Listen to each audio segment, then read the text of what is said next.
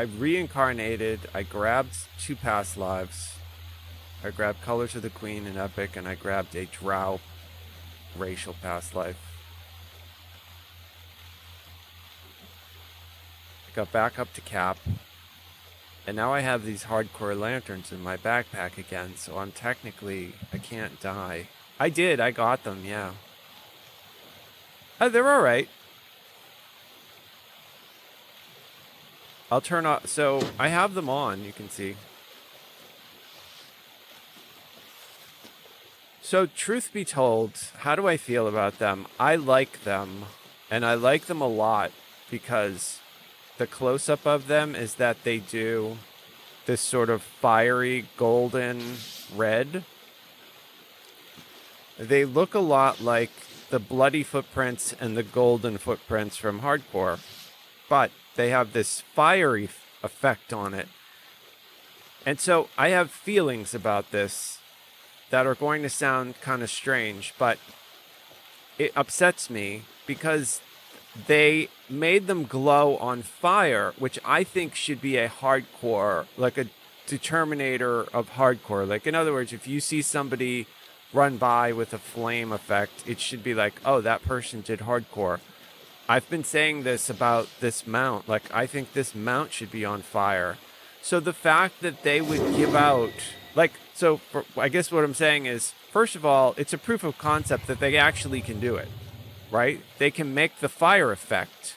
And this footprint award was just given out to anybody for the Year of the Dragon. So, like, literally anybody should have to log in and get it. You don't have to do anything to earn this. Well, this is cooler than just about every other footprint that they've ever given us because it's on fire. So I feel like 2 things. One, if they can do rewards this cool and just give them away, then hardcore rewards should be even that much better.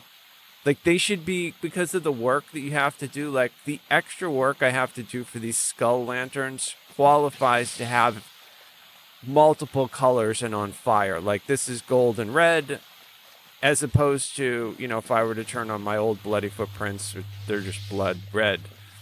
The other thing I feel is that, like I've said before, like, my pet, it's hard to tell that this pet that I'm looking at is hardcore, except for this tiny skull right there.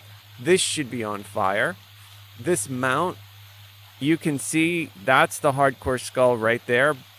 Minus that skull, this mount is 99% the same as somebody who earned a story mode version. So this mount should be glowing on fire, exactly like my footprints. This is my feeling. If I worked or had the capacity to encourage them to make these design choices, if I could just select it, yeah, the fire effect that we see here, while this is really cool for the Year of the Dragon, that going forward would be like, you know, anything that people do for hardcore would be emblazed, or however, whatever the right descriptor is. Blazing, and something like that. It would just be in fire, engulfed in flame, that kind of thing. So the shield, the everything about it. That way there's no question. If somebody runs by, they can see my pet is glowing. Oh, that they did hardcore. My mount, oh, they did hardcore because the mount is on fire, that kind of thing. Like, I just think because it's so much extra work, and me being like the hardcore guy, the DDO hardcore guy, I kind of feel like people who spend the time to put in the work should have that work rewarded in a way that's unique. You know? Like, while I like these footprints a lot, I think the quality of them is so much better than the rest of the other footprints. It kind of makes me feel like, why did they put so much work into this and make this so cool, and yet so little work into the hardcore stuff that we have? The fact that they can make, you know, glowing on fire footprints, and that's really cool, man. Like, that's a super cool effect. So that's my feeling on these.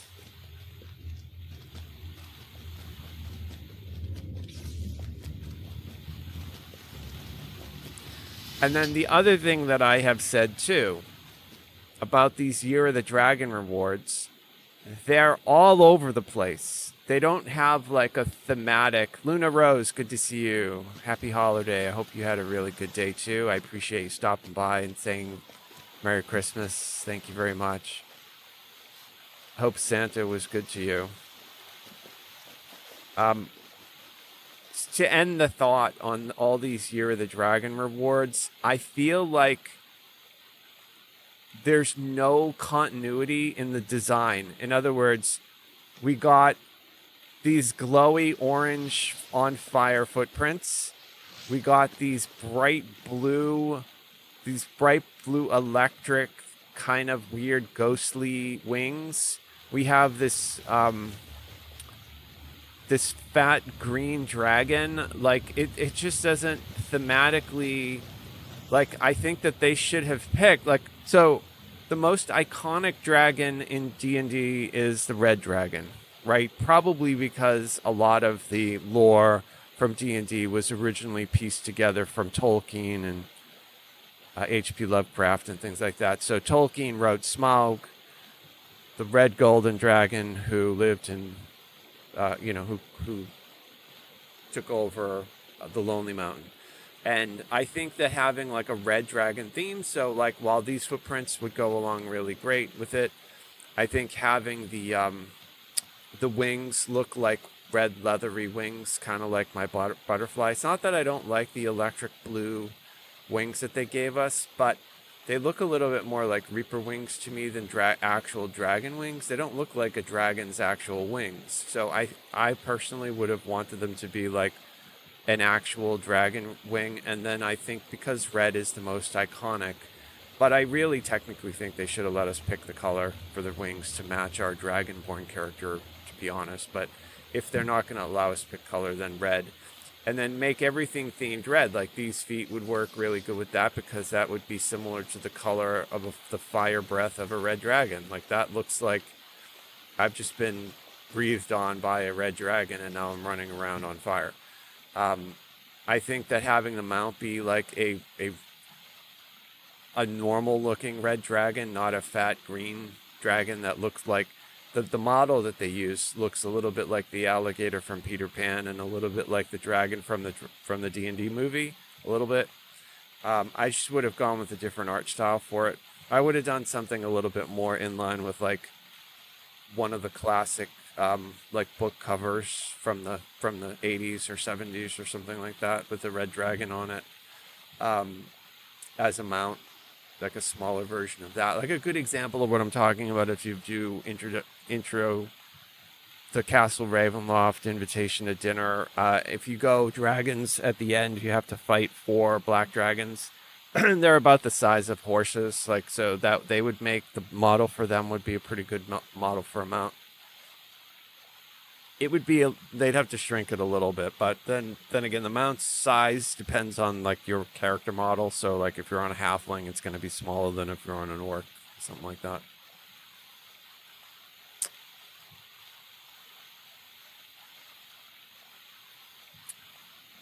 What do I want to do? Let's do that. Let's go try to get a Gibber's Blade.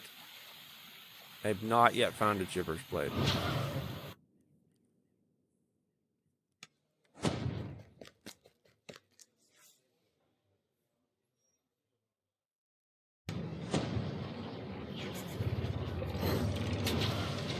So I'm really happy about them giving us rewards, and I'm happy it's the 50th anniversary, and I'll take anything that they give us for free. But if I am much, as a creator myself who creates things, you know, I'm a writer, and I think narratively, I'm like, I want the stuff to all be sort of thematically the same. I don't like that it's just all up in the air. It's like, yeah, let's throw in a green dragon, ghost wings, red burning footprint. Like it just doesn't make any sense to me. I think it's all cool though. I think it's nice.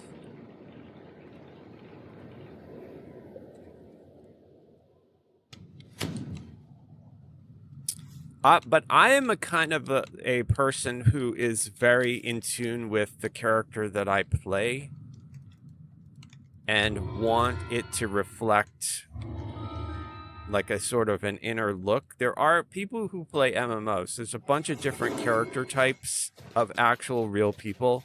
Some people don't care at all about what their characters look like in game, and some people care a lot. I care a lot. I'm in the camp of I care a lot about what my character looks like. I want to put like cosmetics on it. I want to have like a really nice mount for it. I want a nice stronghold for it. Like, I'm that kind of a player. I know that there are people who don't care at all. They just want to play and experience the gameplay, and that's fine. It's totally perfect to play however makes you happy. I just think for me personally, it would make me happier if the stuff, I could align it more to what I want.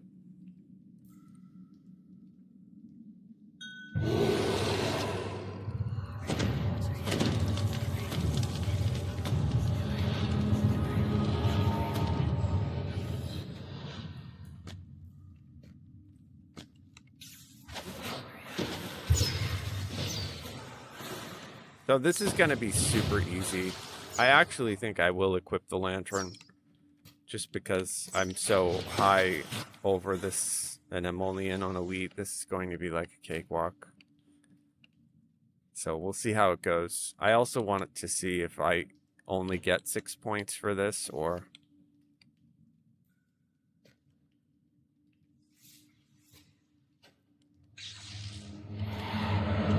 They're saying the Reaper Cloak only gives you 6 points per, so we'll see how I do.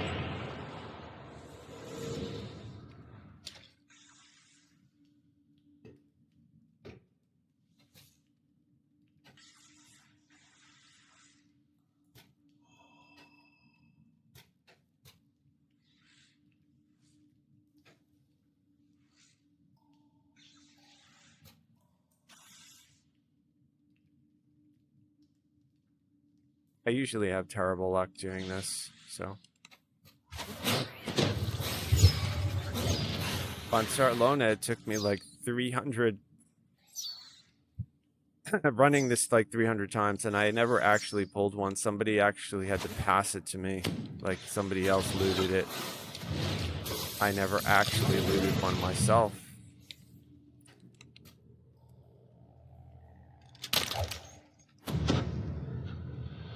So we're rocking evasion, so I don't really have to worry about traps.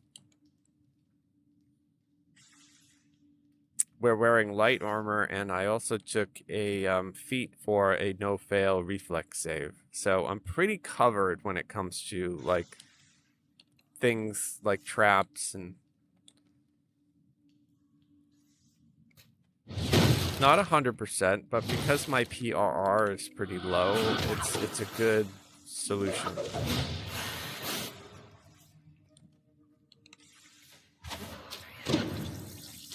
Also, we are spec'd for enchantment, so I'm doing this is a Minion enchanter build.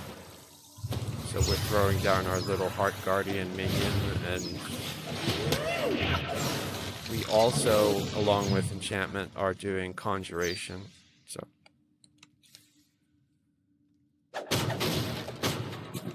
I don't really need to do anything because I'm not getting Reaper XP, so I can just like blast through this pretty quick.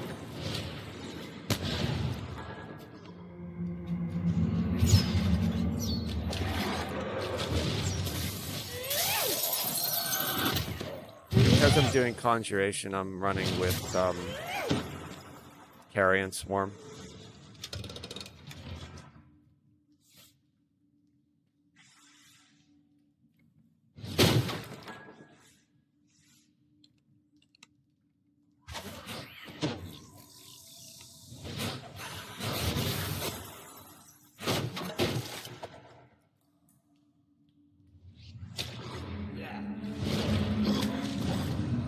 Wow, that light damage just obliterated that vampire. That's great. I have not yet turned in anything for cookies. I probably will do that. I might do that later.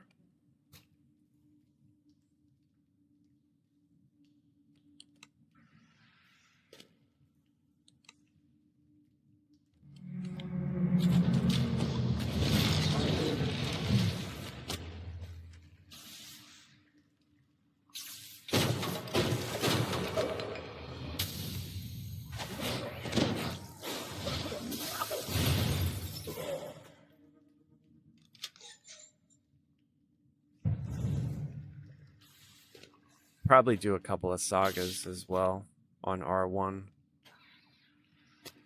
We'll see. I really want to like blast and finish the lantern, but I'm not sure when they're going to do this patch. I know that I think Sev posted something about it on the forum, that they have a fix and they're working on getting it in. I'm not sure when.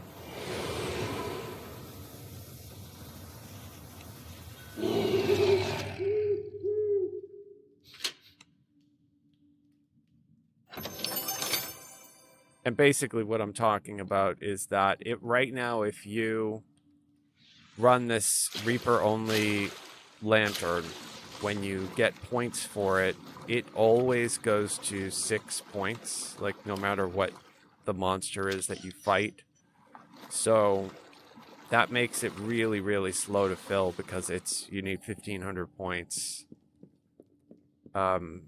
It's a lot of quests if you were to do the math on, 6 into 1,500, whatever that number is, that is the amount of quests that you have to do to fill it. And like, you don't always pop a mist, and then the difficulty on them varies, right? So if you got ahead of the beast, that's going to be a lot harder than if you got like a Naga, for example. So like, it really doesn't make sense to have it coded like that. So I'm glad to hear that they're fixing it. Once they do fix it, we'll be able to just run into the mists and farm.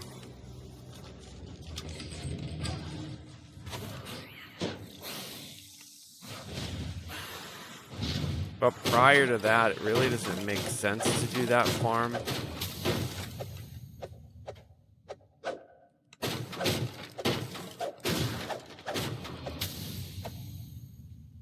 And you can see, like, I equipped the lantern, but I have not popped a mist yet. So, like, this event is super frustrating in that particular sense. Like, there's no, who can say what spawns the thing? I have no idea. But now, because I'm going into the boss fight, I don't want to get the mist in there, so I'm going to take the lantern off. Because all I would need is the head of the beast to pop up while I'm fighting Jack Gibbers, and then I would probably be dead.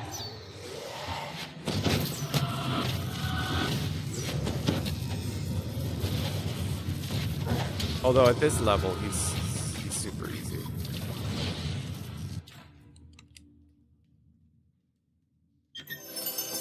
I keep getting these priest torches.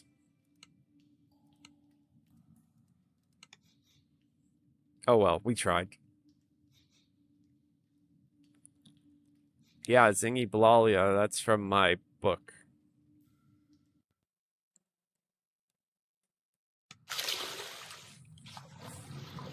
It probably sounds so weird, but I promise once you read it, if you ever do read it, you'd be like, oh yeah, that makes a lot of sense.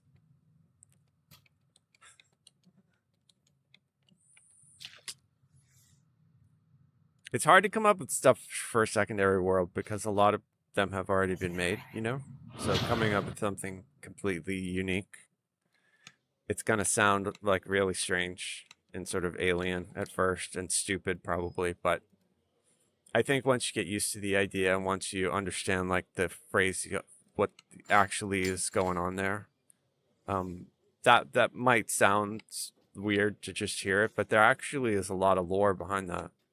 I could talk about it, but I mean, it wouldn't really help because without the story, it really still probably would be weird.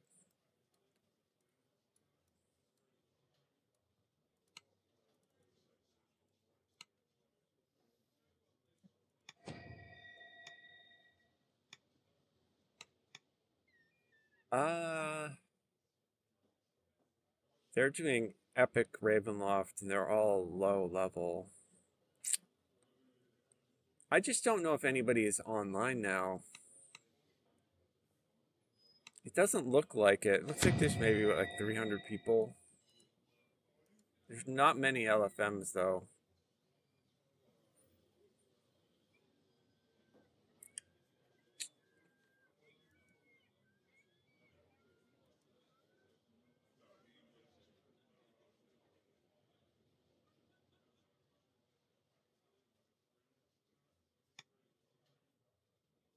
Oh, you know what I need to do?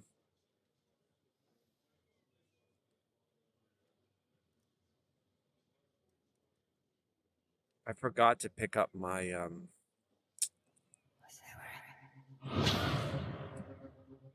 goggles.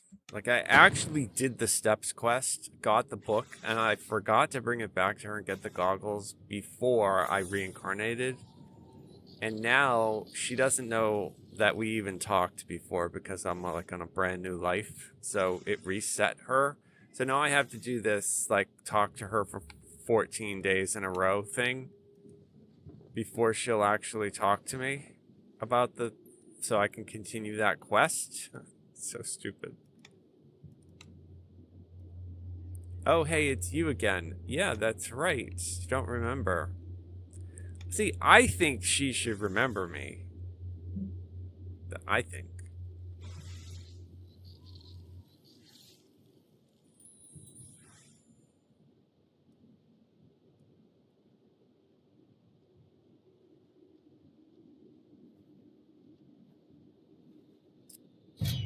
Uh...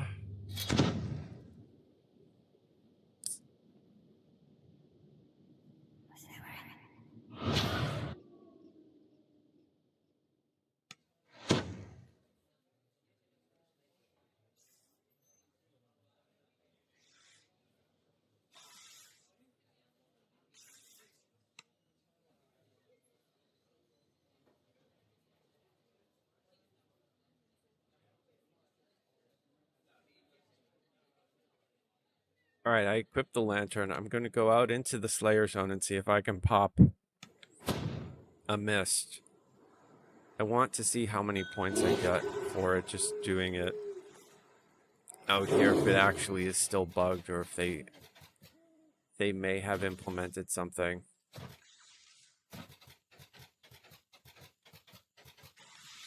That's the problem is, like, this event is so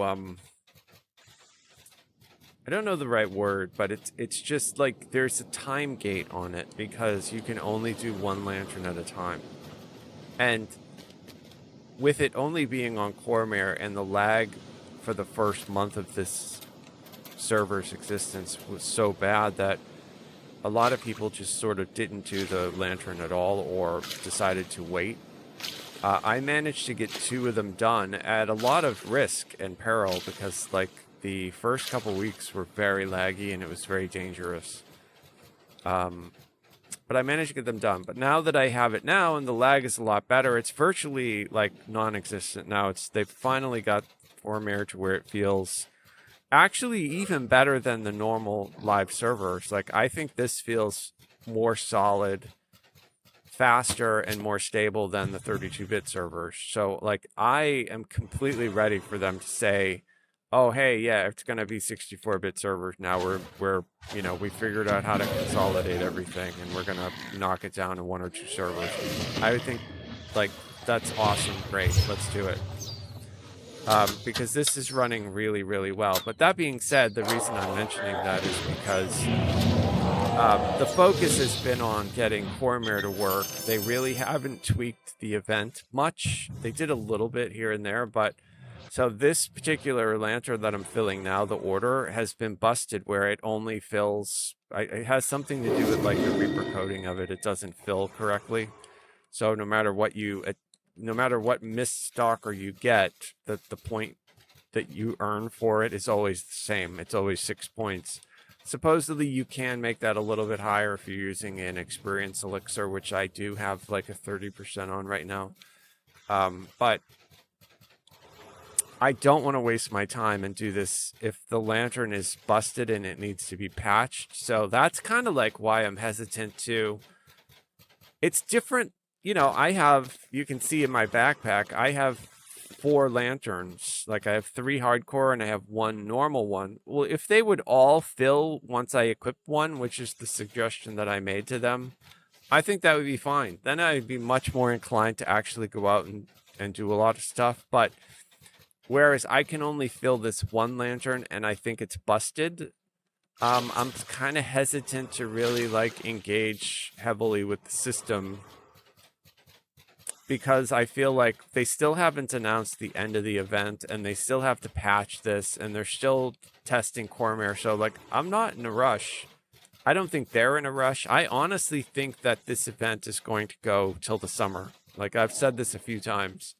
I'd be really surprised if this event didn't end in August. That's what I think.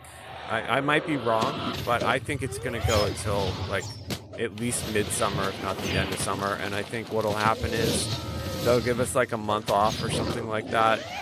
And then next October, they'll start up Hardcore Season 2. Whatever the new hardcore is. Like, I think they're just going to basically do a 64-bit Cormare hardcore. Or if they add another 64-bit server, whatever 64-bit servers they have will probably get whatever the new hardcore is. All things being considered. I think that's the best approach for hardcore as well, like unless they do like a legit hardcore again. But even if they did, I think that they should do a VIP only for hardcore. Yeah, it cuts down on people making fake, like the bot accounts where they do like a buff bot on just like a free account. I just think the gameplay, the experience from a guild master perspective is better because we don't have to worry about. I think there's also a lot less trolling if people have to log in on their VIP account. Whereas when anybody can just make a free account and log in and play on hardcore, we get a lot of like people who troll. They'll try to get people killed. They'll try to red alert dungeons. It's not like this doesn't happen a lot, but my point is it does happen more if the server is not VIP only because you have more people who don't care. They have nothing to lose. Even if they got reported and banned, it's a free account that they just made a week ago and they can just make another one. My understanding is, I don't know 100% if this is accurate, but I don't think they block IP addresses. I think they just disable accounts. So we usually don't have a lot of trolls in this game, but during hardcore, every once in a while, people can like misbehave. There are people out there who get a kick out of doing, making somebody like ruining somebody's progress, which it's a lot harder to do for the lantern event, but certainly could happen.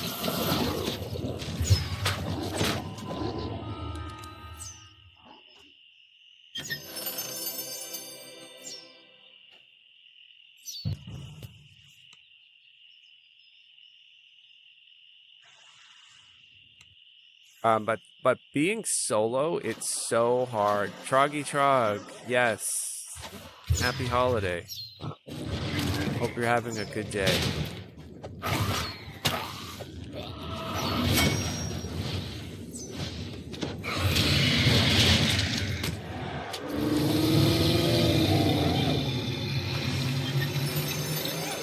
Hey, we got a rare filigree. That's cool.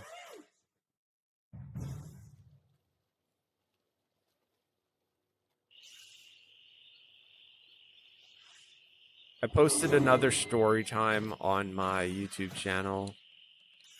A continuation of the Sherlock Holmes short stories. So if you guys were enjoying that series and you like that kind of thing, there's more. I just posted it for the holiday. I wanted to get it on for the holiday because people driving on for the holiday to go visit family or something might want to like throw it on and listen to it while they're in the car, or who knows. I just wanted to have it on the site as something new to listen to for the holiday. Pretty cool.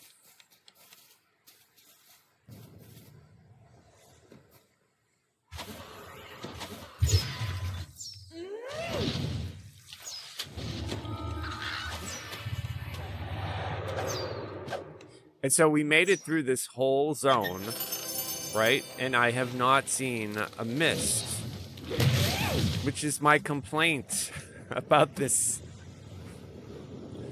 Where is the mist?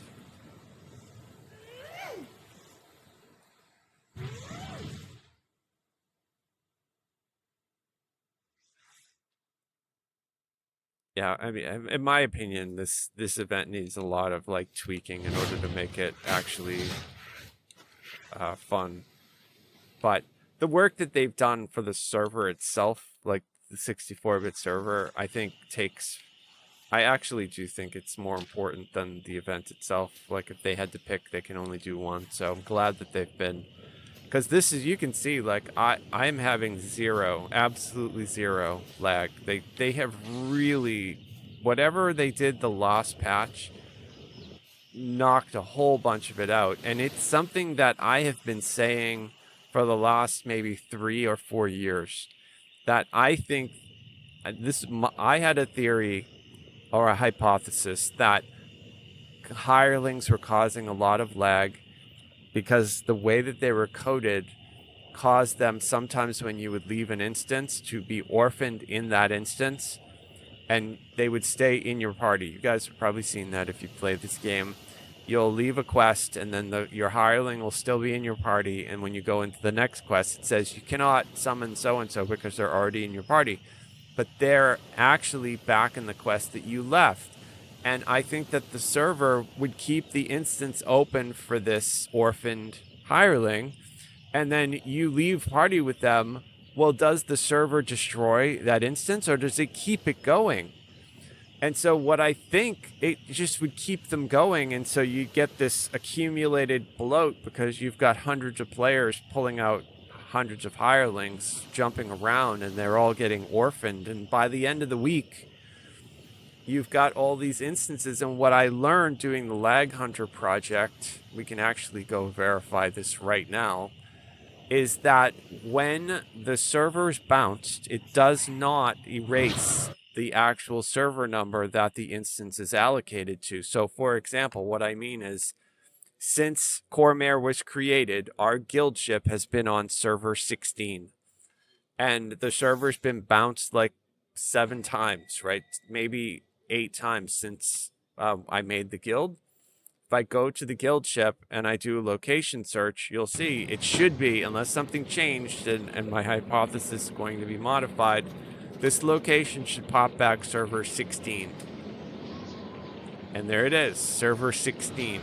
So what that says to me is that the master control program does not reallocate servers based on the instance of that being created or destroyed. It just basically allocates. So this guild ship is always going to be server 16, unless for some reason they like completely refreshed Cormare, which they probably won't do, right? That would be like a rollback situation or something like that. If that happened, then I think it would be on a different server. But so and that just leads into one of the other theories that I had, that it's not only the hirelings that are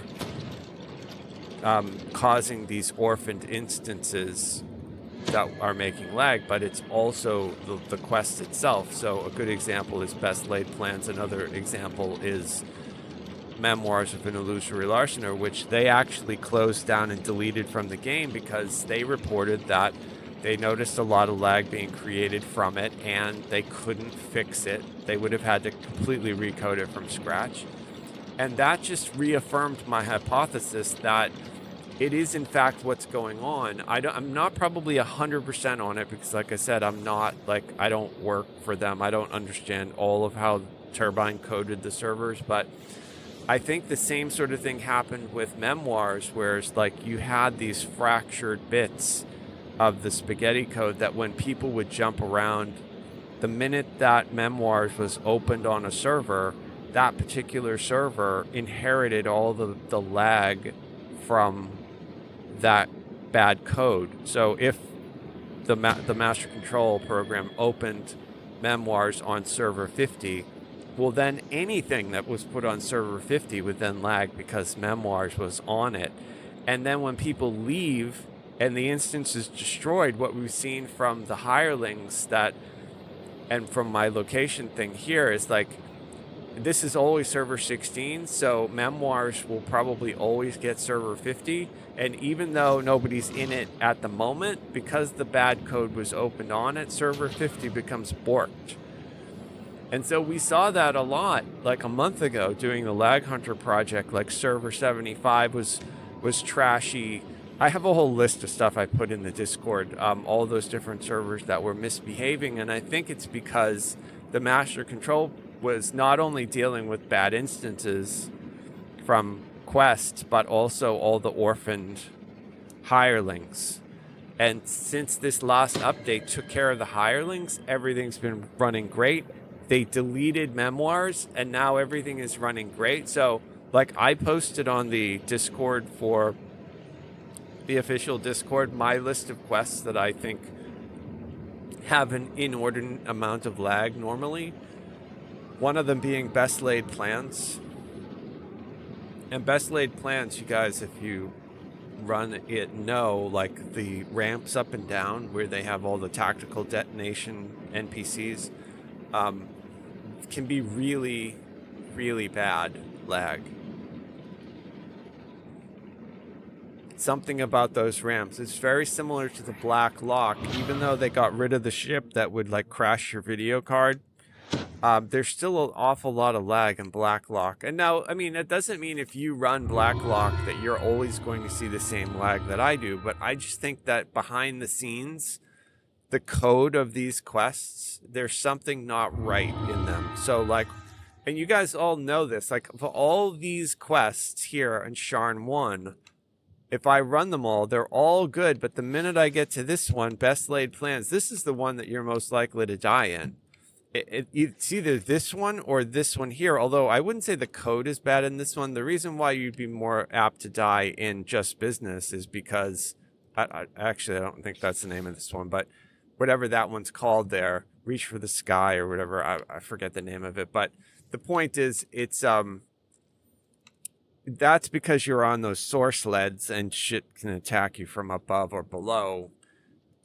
Whereas in Best Laid Plans, you're dealing with, like, something is not right on the code of those ramps, and it just makes, like, there's a lot of lag. So it's either the tactical detonations that get you, or when you drop down the Forge Wraiths. It's just nasty. So we're gonna see. We'll do this R1. I've got my lantern equipped. I'm a Minion enchanter build, so we'll do our whole little Minion army here. I don't need a rogue, so I don't need Darling, so I'll do teal. And all these hirelings, if you're watching and you don't know, they come from the various expansions. So, like, the Rana was from the latest expansion. She's a druid. The one before that was the rogue. The one before that was the dinosaur. You know, all of these, they all come from a different expansion. Feywild, Isle of Dread. But they work. As a Minion army, it's not like the same as if you're playing Path of Exile where you're summoning undead, but for someone who likes that sort of gameplay, it's close enough in this game that it works. And a lot of our build, you know, all the build choices that we make buff are minions.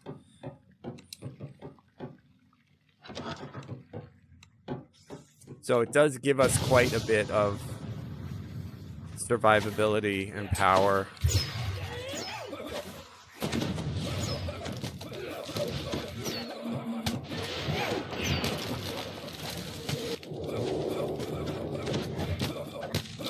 And my enchant DCs are pretty good. Let's see if I can do my conjuration DC on that dude. Oh, he got killed before I could see. So I don't think so. These mobs in here are usually really tough, but My conjuration for Carrion Swarm is 91. I think for me to make that viable, it has to be like 100 or 110. But considering that this tune is you know, only has 2 past lives, and I'm just going on normal-ish gear, that DC is okay. I need to focus and get it up to 100. Like that's the goal. I have to be careful of that sorcerer, because that sorcerer does cyclonic blast, and it will knock me down even though I have knockdown immunity. You have to be careful, because once you get knocked down by that, you're basically on the ground prone, and it's pretty easy to die that way. But I mean, that's a sexy hold monster. That's really good. So we hold them. I take Crush Weakness because I do more damage to helpless targets. So like my damage goes up as soon as they're CC'd. And then also because I'm a minion build, all of my hirelings get my, you know, my mantle in Primal Avatar. So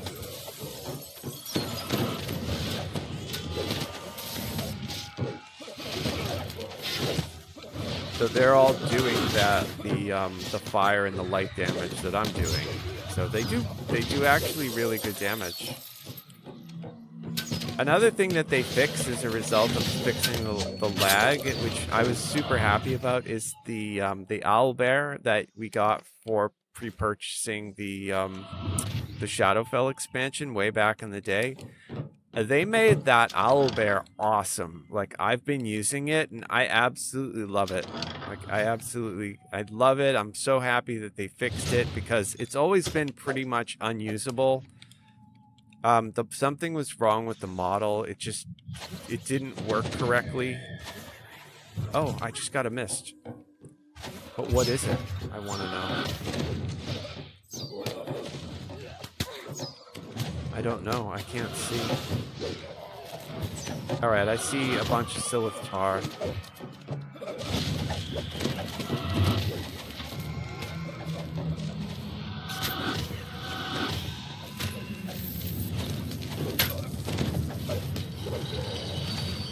Alright, I'm doing my best to deal with this mist and not die at the same time here. Alright. So it looks like we got just some sort of Silith Tar thing. Thought we were gonna pop an aberration, but we didn't. But I don't think I got credit for that. Yeah. Oh, I did. I got 8 points. Okay. I think that's the maximum amount of points that I can get. I think I got 6 points for that lantern, and then because I have an XP potion on, I got the 2 extra points.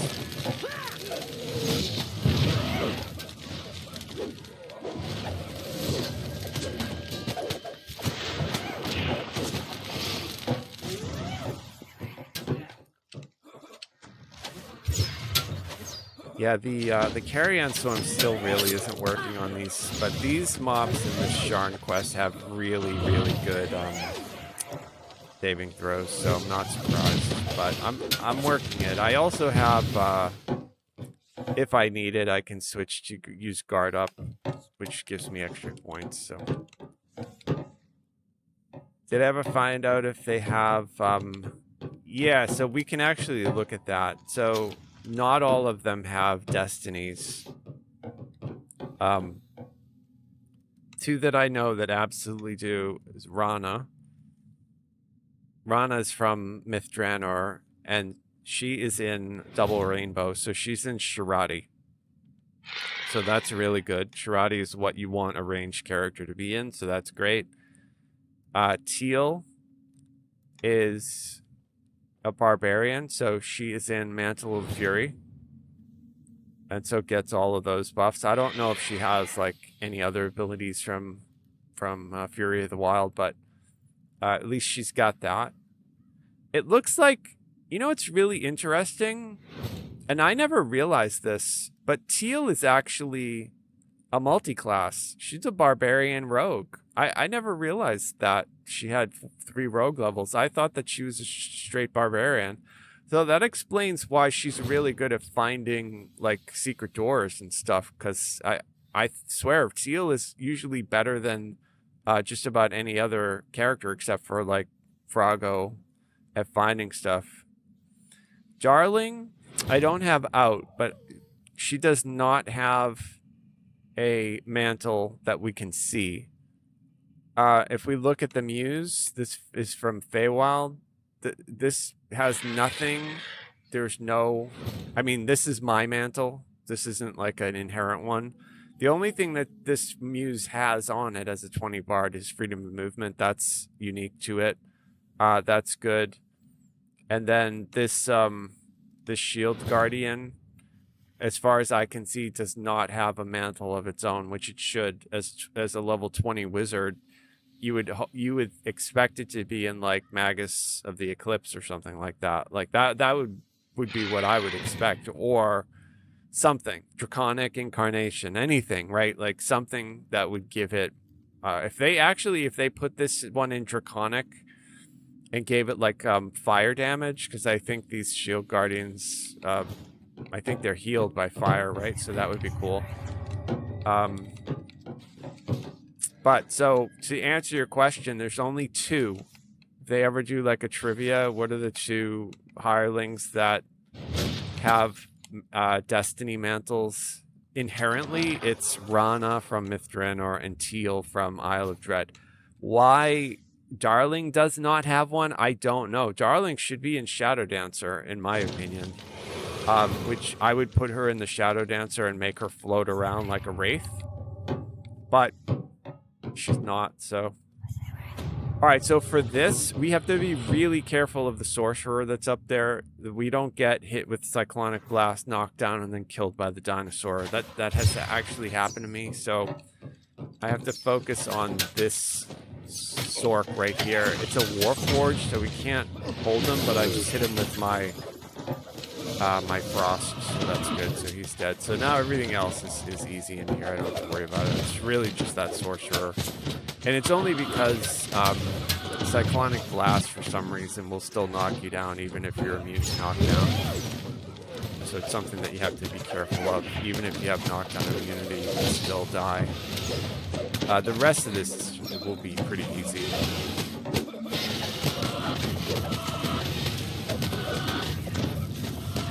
Like, even though my armor class is pretty trashy, I've got so many... That's at 92. I've got so many temporary hit points rolling on me. You can see I get about 4,000 hit points. Just shy of 4,000 hit points. That it really doesn't matter that my armor class is so low or that my PRR is so low, because I'm constantly replenishing the hit points that I lose. So it's one of the things that make this build so strong. Because I'm only in light armor. That, and then all the heals from all the, not only my own heals that I have, but all the temporary hit points that I get as a warlock.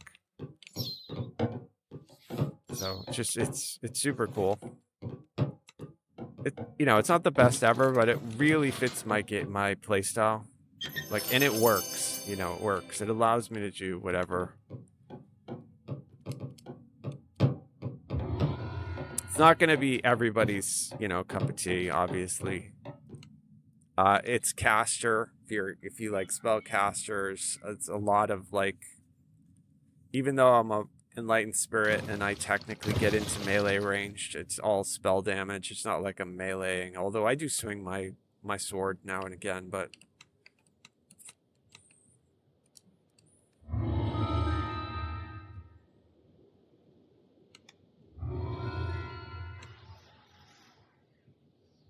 so that quest virtually lag free. This quest virtually lag free. Like, all these are really straightforward.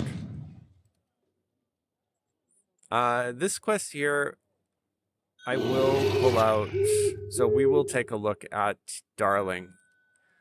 So Darling came out with Vecna. You would expect Darling to have a mantle, but you can see she does not. all this stuff, like all these are my buffs to her. So this is all my minion boosting right here. That's my heart mantle, and I get that as part of this ability right here, shared mantle. So there's basically any summons or hirelings now benefit from your primal avatar mantle. That's huge. That's the main like keystone of why this build is so strong, because the primal avatar mantle, if you read it, your fire, light, and alignment spells have a chance to apply a blast of damage. The effect scales based on your spell power. This can occur once every 5 seconds, tracked separately. Any melee or ranged attack can also generate one of these. So that means that no matter what my hirelings are doing, whether they're casting spells, doing melee attacks, doing ranged attacks, they're going to proc this fire, light, and alignment tracked separately every 5 seconds. So like Teal will attack, her bite will do fire damage, then she can attack and her bite will do light damage, then she can claw and her thing will do like evil damage, you know, like, so it's constantly proccing all this extra damage. The other thing about the heart mantle is that it also will do a healing spell. So at the top there it says healing spells have a chance to apply a free copy of Rejuvenation Cocoon. Well, that is any a spell that's listed as a healing spell. It's not just healing spells, but sometimes they're like beneficial spells. So anytime Albereth casts some of his cleric spells, it has a chance to hit whatever he's doing with a Rejuvenation Cocoon. So just like it makes it a lot easier to survive. That's why it's good. Like you can solo pretty easily with this build R4, like no problem. I just haven't decided to solo R4 with the hardcore lanterns, just because I don't want to get ahead of the beast and be like instantly killed on R4, because I have a feeling it probably would just one-shot me. But if I weren't doing hardcore, I'd be in here right now on R4, and you'd see it's not much harder than doing R1. The only thing that changes really is like the damage. Like I can all of a sudden in R4 get hit for like 2,000 damage, whereas in R1 that's not as likely to happen. I mean, it does happen, but it's not as likely to happen.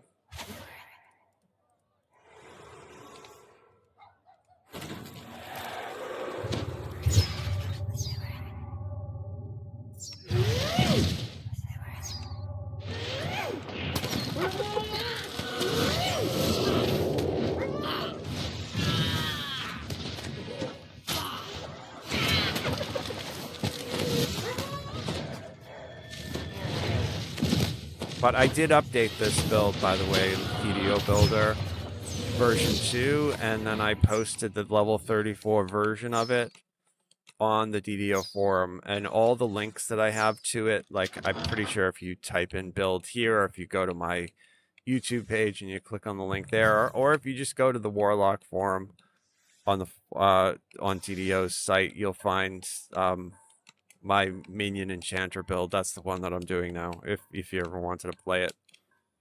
It's good. If you're doing Warlock lives, it's certainly cool to try. And, you know, there's a lot of Warlock builds out there, so...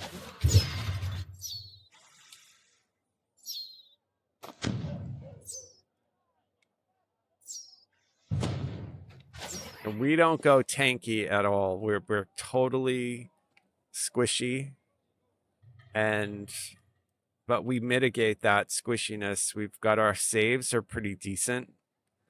I've got a no-fail reflex and a no-fail will save. I stack spell resist, so it's hard for mobs to land spells on me anyway. And so if they throw damage spell at me, I have evasion, so I have a no-fail on my reflex for that evasion. I get evasion as part of being in Shadow Dancer. So, like, it's pretty good. You know, even though our armor class and our PRR are pretty low, the evasion really helps us to avoid damage, and then having the high saves and the spell resist keep us reasonably safe. You know, like I said, you can always, like, have a bad bit of luck. probably the most scary for me would be to like go up against the beholder that I would have to face like a disintegrate roll. That would probably be my, I don't have a no fail fortitude save, so I would probably try to avoid some situation like that. But I have death block, so it really would only be like disintegrate that could get me, and it would have to be a pretty strong beholder to get, like, you know. But generally, I avoid situations where I go up against something like that, and then there are other ways to mitigate that. Like I could use spell absorb or something like that. But for the most part, we're protected against just about everything. I'm immune to innervation, like I can't be energy drained. I get that from Shadowcaster here, so I'm immune to energy drain. So basically, it's as if I were undead, or you guys who like to play Warforged, they're naturally immune to energy drain. It's super huge since I'm doing hardcore. That's why I'm spec'd out that way. Like, it's a defensive that if I do hardcore, I just like to have. A lot of people, when they build characters in DDO, they take sort of like the glass cannon approach. They just want to basically do so much DPS that they kill everything immediately, and then they don't have to worry about taking damage. They don't have to worry about defenses because there's nothing alive to hurt them. That's totally viable. There are some people who just love to play that way. I don't usually play that way, but it is a style of gameplay that works. I tend to go with a more defensive when I'm doing hardcore, that I want to have my immunities in place. Like, I want to know that if something's going to happen to me, I have a counter to it. Kind of like playing chess or something like that. Like, so I have like knockdown immunity, I have energy drain immunity. I'm mostly immune to like mind effects from the things that I have. Like, I can't be charmed, I can't be commanded. It's important to have that, you know, like have solutions for that kind of stuff, because in a hardcore situation, you could be like commanded, for example, and then you can't move, and then something comes up and kills you.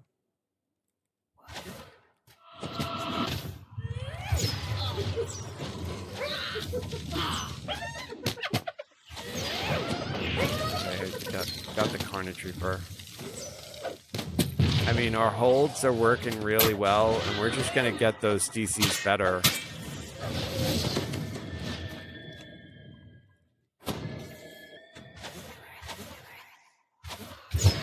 But one of the things that I did, they gave us the ability to pick, I think it was a loot box that they gave us. DDO Darius. Yeah, thank you. You too. Merry Christmas. Happy holiday.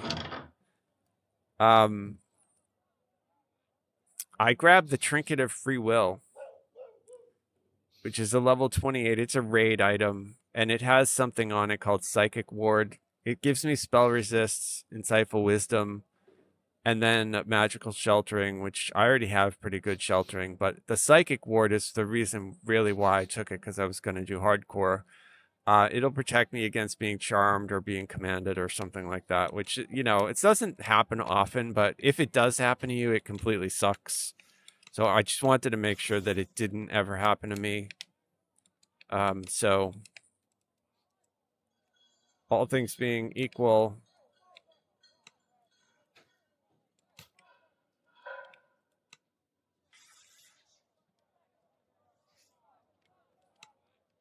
okay, there we go.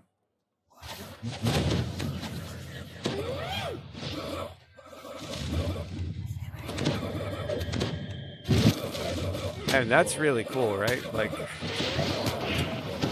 that's why we take Crush Weakness, by the way. We take Crush Weakness because we want everything CC'd, and then we just stand there and let the aura obliterate it. Yeah, I actually have played Sacred Fist. It's super strong. Really fun. I like it a lot. I did hardcore I did a hardcore season. I think it was season 8 where I did a Warforge, Blade Forge. I did a Blade Forge. I used a lesser reincarnation heart. So I made a paladin Blade Forge. I did the lesser reincarnation, and then in the reincarnation window, even though you're not supposed to be able to do iconics as an archetype, I was able to go into the Sacred Fist archetype on my Blade Forged, and I played as a Sacred Fist. It was super strong because I had all the Warforged immunities, all the Paladin immunities. I had all the boosted light damage from Sacred Fist. Yeah, it was great. It was really good.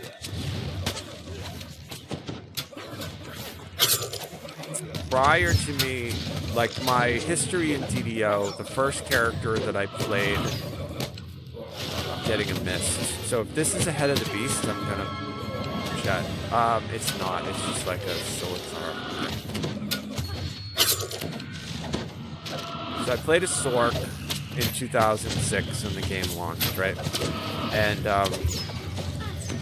a series of things in the game changed, and they nerfed a bunch of the Sork abilities. Sork was super strong when the game first came out. And so I got like upset. So I switched to Cleric when they did that. And then I healed for like raids, because at the time the Dragon Raid was new. Yada yada, I played pretty much as a Cleric healing until they came out with Monk. And once they came out with Monk, I made a Monk, and I absolutely loved it. It was super, super strong. You guys remember when Monk first came out? It was like really, really good. So I played a Monk for a long time until they nerfed, the open hand, until they nerfed like the whatever they're called. They're the wraps. They did armor up, and they changed the way that like armor was calculated. So all of a sudden Monk went from being like one of the strongest to like one of the shittiest. So even though it's not that bad now, it's nothing like it used to be. It used to be godly. It was so strong. So then after that, I'm like, well, so I then went back to playing a Sork, and that's around the time that Ravenloft came out, and I like was on my Sork, and I went into the first room, and I dumped all my mana. I had no idea where the shrines were. I was just like so upset because like I had no mana. I didn't know where anything was, how many shrines were in the quest. Like it was just super kind of depressing. So I'm like, this completely sucks. It was like almost impossible to play Sork without having like mana potions, and I didn't want to be forced to buy mana potions on the store.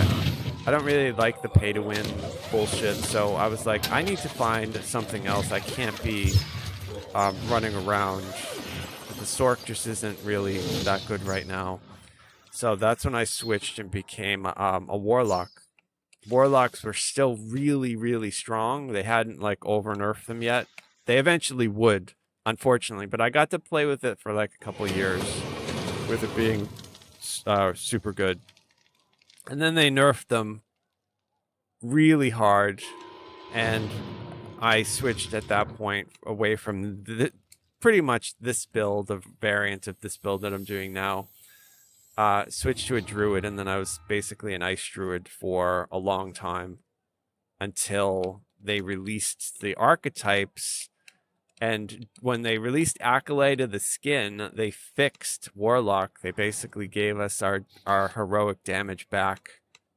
And so then at that point, I went back to being a Warlock, and I've been a Warlock ever since. Hopefully they don't change anything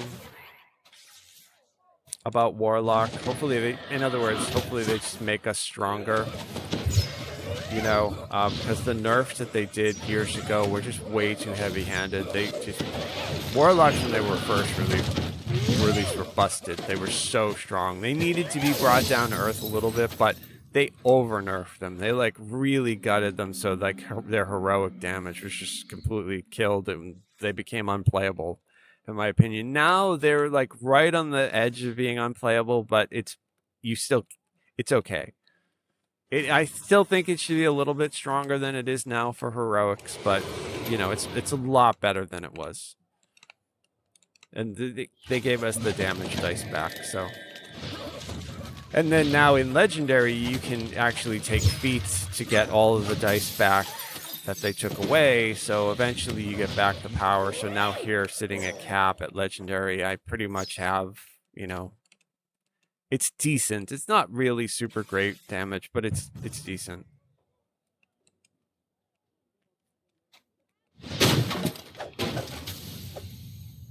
I did my 3 wild Sorc lives, you know, because I do still like Sorcerer, but I'm not a fan of wild magic at all, so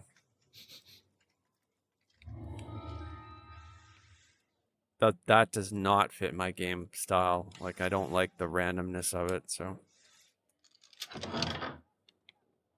Sacred Lock, T-Force, Spirit for Brilliant, T5. Yeah, I use I think. Actually, I'll look once this fight's over. Not sure where any of my minions are. What's going on? Where are they?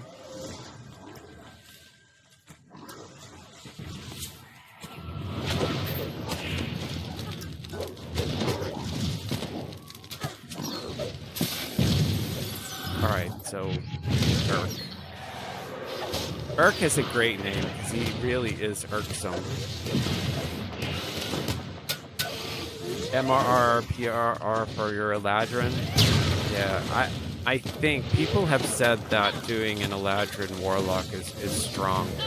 I like the Eladrin racials. I did. I don't I think that the SLA, the electric SLA for Chaos Mancer, that the iconic was super strong.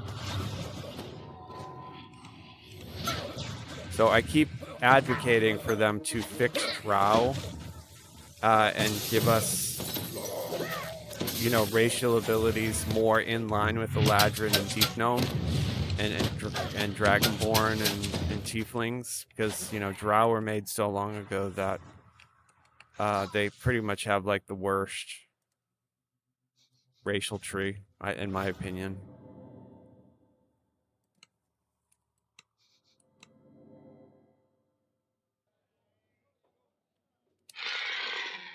So hopefully at some point we will get a Drow iconic. We need one. We'll get a Drow iconic, and I'm hoping that it is a Warlock. We also need a Warlock iconic, so I hope in the future we get a Drow Warlock iconic. Would be cool. It would make me happy. But that would also allow them like a reason to go in and sort of refresh the Drow. They don't need to change a lot, but there's just a few things. Like if you look at Deep Gnome, Dragonborn, Tiefling, Eladrin, there's just some things that are super powerful that they have. And there's some things in here that they need to get rid of. Like, I don't think we need this. This Zendrick weapon training could be made into like one ability. They just need to add, like, especially Deep Gnome has a lot more like Underdark themed stuff that I think that the Drow needs, since they come from the Underdark, right? So they could also take this in 2 different directions. You could do like an Underdark Forgotten Realms Drow and then a Eberron former slave, like former giant slave Drow, you know, because they have like completely different backstories. And then they could make the Eberron Drow have a little bit of a different skill tree than the Underdark Drow, which should be like more of the classic high spell resistance, similar to Deep Gnome. And then I think also, to be honest, when they add all that stuff, or do, they should also add Durgar, the Underdark dwarfs, and also give them like a racial tree similar to Deep Gnome. So I think we should have all the Underdark races in the game, basically, not just Deep Gnome and Drow. I think we should get them all. I think it would be really good. I think people would enjoy that, especially Durgar. Like, people like the Durgar. I think that they would want to see them. A Leonin, I'm not sure what that is. I think also, like, aside from what I just said, another race that they should add is Kalashtar from Eberron. Even though Eberron doesn't really get any, nobody really, like, cheers for that. Kalashtar, we have Warforged, we have Shifter. We definitely need Kalashtar. Kalashtar is like of the three main races of Eberron. I mean, there's changelings, but changelings would be kind of hard to do. But Kalashtar wouldn't, and they often say, well, we don't want to get messed up in Kalashtar and have to do psionics, but I disagree. I don't think that they need to add psionics. I think they could take the existing spells that they have in all the different spheres and just rename some abilities. Like, they already have Mind Blast in the game. They don't need to add it, recreate it fresh. They just need to basically give it to, they could call it a psionic ability, give it a psionic buff, but it's not like they'd have to code new spells. Those already exist.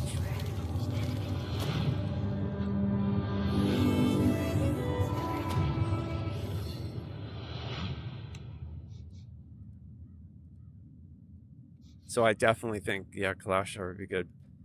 Oh, the lion race. Yeah, that's cool. And they certainly could. Okay, you guys see that? Like that right there? You see how that lags when I do that jump? This is what I'm saying about this quest. This quest is not coded correctly. This quest has some bullshit on it, and let's do our location. We're on server 64.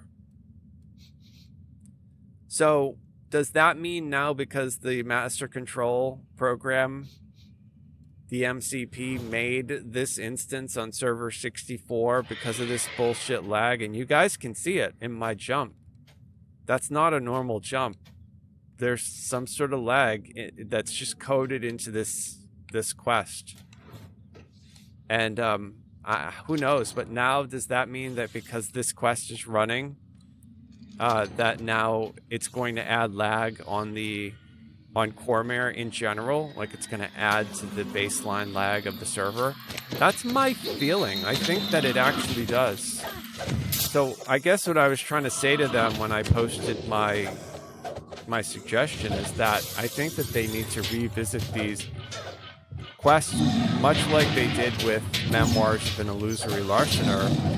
And they tried to fix Memoirs, but they couldn't, so they just deleted it. I think that they should do that with all the quests that have lag in them. So this particular quest, I think that they should temporarily close it down, try to fix it, and if they can't fix it, then they just need to, like, redesign it completely. Like, just come up with a new idea where we don't have to deal with any of this. Maybe make it one giant room in a warehouse or something. I don't know.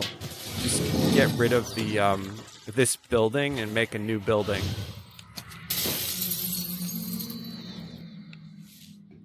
Same thing with, like, Blacklock. They got rid of the ship that used to crash out and burn video cards, but the cave system, that they still are using the same quests. So, like, the lag is still somewhat there. Yeah, I'm not a programmer for this game, so I don't know all the details, but I think that I'm on to, I have a general understanding of what we see when we play when it comes to, like, the lag. And this area here is playing okay right now, but we'll see how it goes.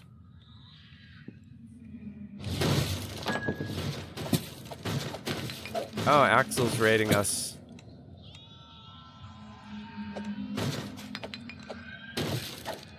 That's cool. I hope that everybody is enjoying the holiday. I hope everybody's having a great day. Axel, good to see you. Hope you're having a good holiday, man. Merry Christmas. Happy holiday. I hope Santa was good to you. You guys watching, I did Axel's podcast last week.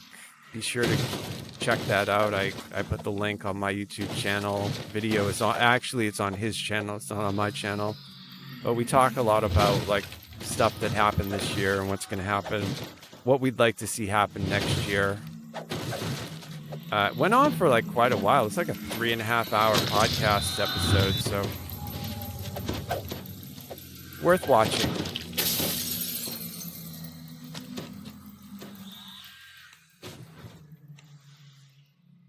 I was happy to get invited. That was my officially my first DDO podcast, which it's probably surprising considering I've been making content for like 4 years. And I know his is not the only podcast, right? But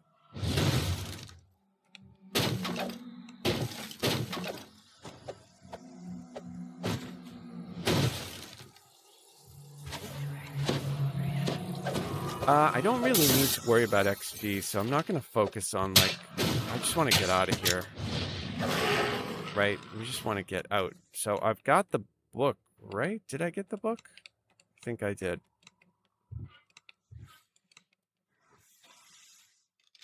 Yes, I did. Okay. Yeah, all this right here, this is where the lag is. Like, this whole area back here needs to be redone.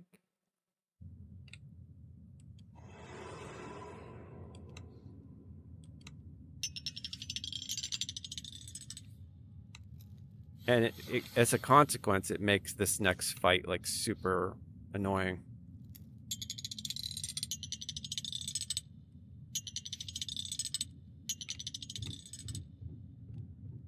Okay, I think we're good to go. No, I hit the wrong one.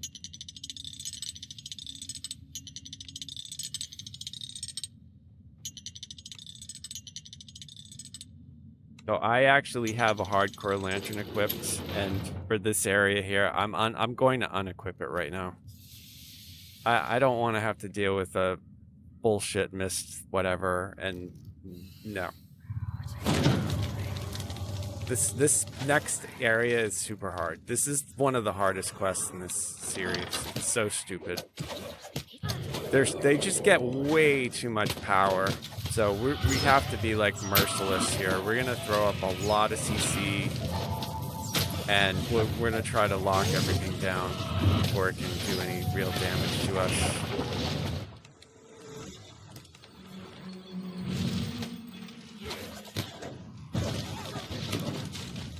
We're doing pretty well, but you can see also the density of these mobs is really high.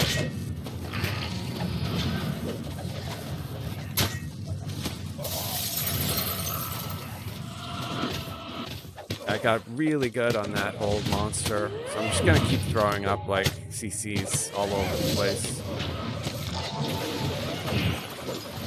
I'm gonna throw another old monster down there. We have to be, like, no mercy on these things, because they don't mess around. If they get those tactical detonations off, even though this is only R1, it's such a pain. The lag feels all right, but like I said, there is a little bit. I'm noticing it in the jumping. So, like, I really want them to redo this quest. Like, I want them to remake this ramp. I don't think it's coded right. Like, if they're doing, like, lag hunting and they're trying to reduce lag, I think the work that they've done so far has been stellar. Getting rid of memoirs and fixing the hirelings. I noticed that the lag is, like, 90% better, but there still is a little bit. And I think it's these quests that just have, like, lag inherently built into them. And this is one of them, this best laid plans. So, like, my opinion, this whole area right here needs to be redesigned.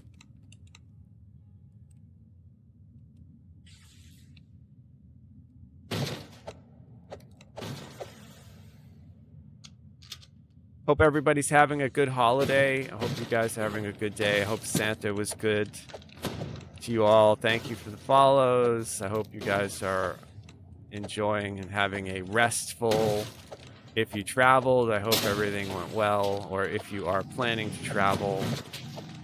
I released on my YouTube channel more storytime quests, so you can watch me play DDO, and we listen to story from Sir Arthur Conan Doyle's Sherlock Holmes. We listened to episode 10 and 11, which is, I forget, The Adventure of the Barrel Coronet, and there's one other. But it's good. So something if you have to do like a drive, it'd be cool to listen to. I personally love to listen to audiobooks, so I'm happy to share those with you guys. I've found a really good reader who does public domain stuff, so I can share them with you completely for free. It's good. Normally you can't like publicly broadcast audiobooks, like if you have an Audible account, for example, like all that stuff is copywritten, but copyright laws, anything before 1925 in the United States is free to use. So technically in the next few years you'll probably start to see people on Twitch like streaming old movies, because a lot of it is coming off like copyright. And it's really interesting, there are some movies that exist in the Hollywood codex that just don't have proper copyrights on them, so they actually can be watched. There's a lot of weird stuff to do with copyrights, but basically for anything like YouTube or Twitch, that's ultimately important, because you cannot rebroadcast somebody else's art. There have been like streamers that I watch who've been banned or temporarily or permanently banned for streaming stuff like that. Like there are streamers who like to watch like reality shows and stuff. I'm not sure, you have to check with the rule of whatever the show is that you're watching, but for our purposes, listening to Sherlock Holmes, like it's completely it's royalty free, however you say it, so it's totally fine. He wrote those in like the late 1800s, so.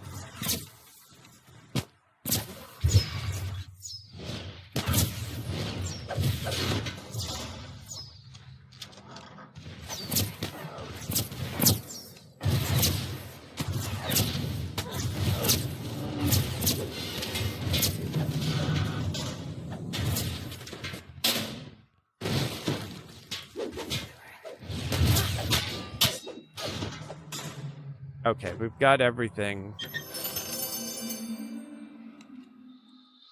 And they made those VIP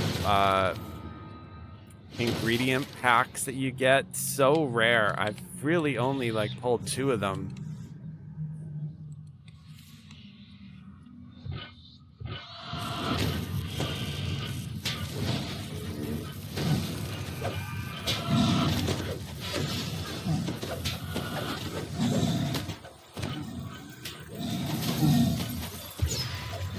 I really tried to knock that guy down, or like GC him with a Evart. Didn't work.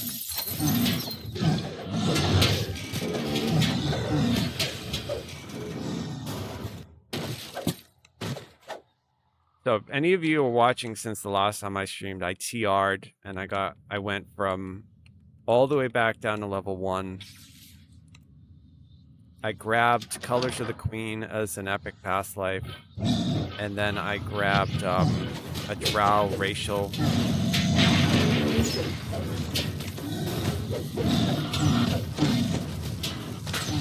So now I have 2 past lives. I also grabbed 20 Reaper points before I TR'd. And now that pretty much is my plan. I don't really have plans to do a lot of TRing on this character. I have 2. I mean, it's possible maybe I'll do another, but I really don't want to. I think that's good enough. Colors of the Queen is probably one of the best. It's going to make my DPS better, and then if I ever decide to do more, I'll just grab the I think the racial past lives are stronger than the heroics generally. That's not always true, but generally. So I think having those racial points is really helpful. So I already have 3 racial points from a tome. So if I could grab a few more, that would make it easier to do my build. Because then, really the power comes in. It allows you to spend more points in your main tree or in like a universal tree without needing to spend stuff in your racial tree. And then some races have some really good stuff, like we were talking about earlier, the Eladrin, for example. Some of that's really good. Tiefling, all, you know, there's a lot of the newer stuff, Tabaxi, Dragonborn, like they all have some really good stuff. The Drow really has like the worst racial tree, but because I like spell resistance and I like it as like a flavor, usually I go with Drow just because it's what I personally like. But if I were min-maxing my power, I probably would not be on a Drow, but I probably should be on something else. And people are saying that the Eladrin is a really good race to use for a Warlock, so that's probably cool. But so I figure if I ever decide to start doing the TR train on Cormare, I'll just do racial. I'll do epic and racial first. You know, since you get a lot, the most power is in epics, I think, and then the racial's probably next. And then at some point I would add, if I really want, like if they said, okay, we're not merging servers, okay, well this would be my second main then. I probably would do like completionist, just get each class once for the heroic completionist and then call it a day. But I don't really want to have to do that. It's a lot of work, you know. Unless I did some sort of project, you know, if I thought it would be cool to stream it and people were interested in watching it, I might do it, but for my own, no, I don't really care. I still have past lives to get on Mary on Sarlona, so like my best case scenario would be that they let me play my main here. They let us server transfer. And in order to do that, they just have to figure out a couple things. They need to figure out how to move the stables. They need to figure out how to move, like, guilds. Although I don't need to move the guilds, right? But I would want to move my stable. I would want to move my pets.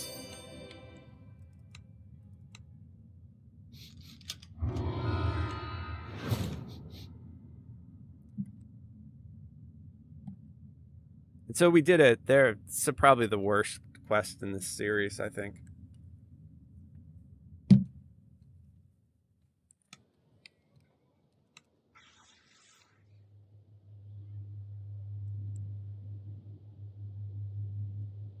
So I think what I'm going to do now basically is focus on getting my Reaper Wings. That's going to be next. So I need 75 points to get that. I've got 20 so far. You get a lot of power out of Reaper points. The first 20 or 30 are really good. So like I think what I'm going to do is try to get to 30, and then I'll probably, instead of putting them all over here, I'll start putting them over here to get my DCs up, because I can grab a bunch just from going into here, and then I can grab a couple doing this. So this tree is definitely the one I want to be in. It's just because I'm doing hardcore. I'm over here. Once hardcore is completely done, then I'll probably respec into this one.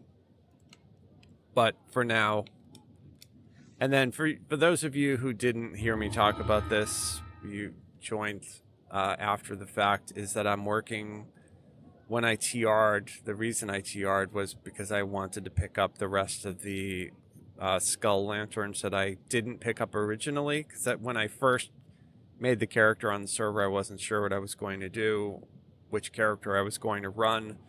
So I only grabbed 2 lanterns. I grabbed the pet and the mount, and so I went back to level 1 and grabbed, you know, the short cloak, the long cloak, and the shield. Now, whether I actually do all these, I don't know. The one that I want to do is the long cloak, the Reaper cloak. But right now it's bugged, and it's not giving like maximum durability for the type of mob that you kill, the mist that you kill. So according to what Severlin said in the Discord, they have a patch that is being tested, and they plan to roll it out soon that will fix this order lantern. So I'm kind of hesitant to really go hardcore doing hardcore until they patch it, because that's really, this is the one that I care about right there. I only really want the long Reaper cloak. I don't really care about the shield, because I probably won't ever use it, and I don't really care about the short cloak, and that's the short Reaper cloak. But I already have the short story mode cloak almost done. And so, like, if this event goes on for another 6 months, maybe I'll eventually get all of these. This is why I picked them all up. But, like, I'm not in a rush, and I may actually not even do these two. I really only care about that one. But, so that's the whole point of why I TR'd. I wanted to get back and grab these hardcore lanterns and then continue doing hardcore. Nothing beyond what I was doing is different. Like, pretty much everything is the same. One thing that did change, though, is when I TR'd and when I went back up to cap, some of the feats I took, I switched from Necro to Conjuration because I'm using Carrion Swarm, and that's a Conjuration. But even with 91, my Fortitude, that's still too low. I need to get that up, which is why, like, I need to focus on getting my Reaper points higher so I can get my DCs better. If I can get that to 100, that would be pretty decent. I'm also using Guard Up. So if I get into, like, if I start doing R4s, I'd probably switch Carrion Swarm with Guard Up and use that. But for the most part, everything is the same as it was. All my gear is the same. I'm still using a 3-piece Isle of Dread, a 5-piece Salt Marsh. I have 1 piece of Winter on, and then I think I'm using 2-piece Autumn. So I have 3 set bonuses at the moment. I have a 2-piece Autumn, 3-piece Isle of Dread, 5-piece Salt Marsh. I'm using a Dinosaur Caster Stick that's slotted with Icehorn and Shadowfang. I have my Dinosaur Ring on that's slotted with Light and Profane DCs. And then what else is there that's useful for you guys to know? My trinket I got from one of those boxes that they gave us that comes from a raid. It's really good, though. I have it slotted with a Master's Gift and a Sapphire of Good Luck. So it's not, my gear isn't perfect, but it's pretty decent. It gives me decent enough. Like, if I do my displacement, you can see my effective hit points is 12,000. Like, that's pretty good. It's not perfect. Spell casting, I've got a -20, -30 on my threat. My enchantment is 38. That's the one that I really wanted to blast up, but Conjuration is not that far behind that. I can get these better. I need to get it into the 40s. There's still a lot of work to do, but it's not bad. My bonus and Budai are 9. If I get more racial points, I can get that up because there's an imbue die right there I could grab. So we'll see. But like I said, I'm not in a rush to do anything like that with this character because I'm hoping that they let me play with my main over here at some point. I don't know how you all feel about that. Like, what you would do. Would you move to Cormair? Would you want to stay on your home server? Do you want them to server merge? I think it's important to think about that, like, especially if you've been playing the game for a while, because they probably will start thinking about doing something like that in the future. Now, whether they actually delete the old servers or whether they just give us new servers and encourage people to play there, I'm not sure. I don't really know, but...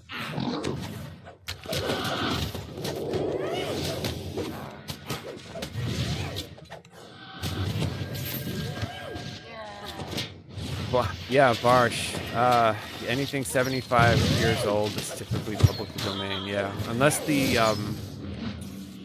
estate renews the copyright on it, right? Like, I know Tolkien's estate has continually renewed his because the original Hobbit, I think he did it the late 30s or something like that. So, but that's still under copyright because they've renewed it a few times. Now won't you listen, dearie, while I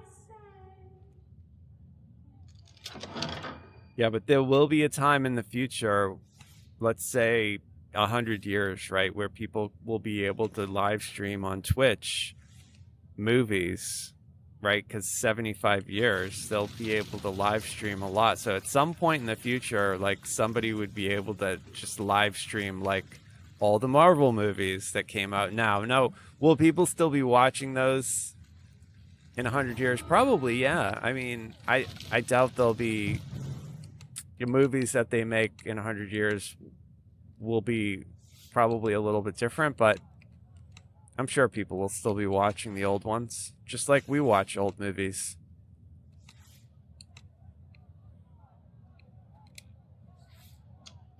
I mean, we technically could watch some of the old movies, but anything from like the 20s, most of them would be like silent films.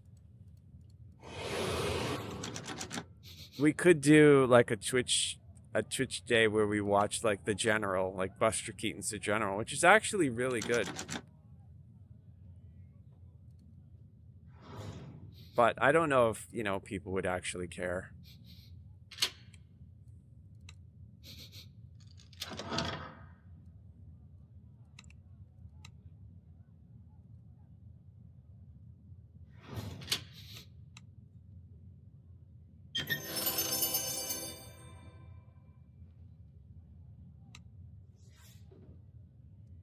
Okay, can we do it?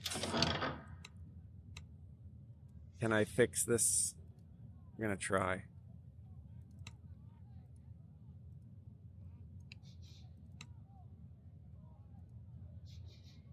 I rolled a 12 and I failed.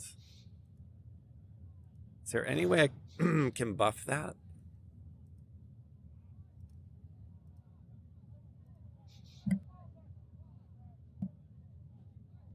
See if I can roll a 20.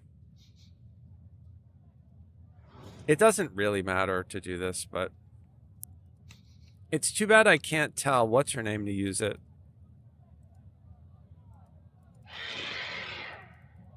Yeah, she won't.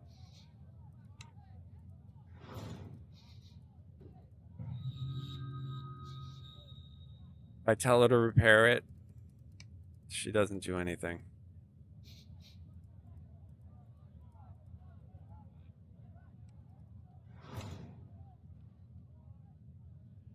Damn it. Nope.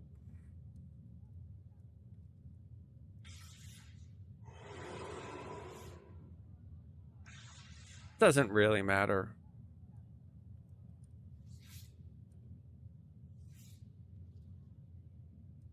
So, you guys get any video games for Christmas? I picked up Cyberpunk 2077. I'm gonna play that. You can't go back to the I made my character. The character place. creator is really cool. Don't say that we And I'm must gonna play through it. I doubt I'll stream it, but cast a charm spell on my heart. people have said it's one of the best games, you know, of all time. So I wanted to check it out and see why people say that. I picked up a few games. There are other games I might play on stream.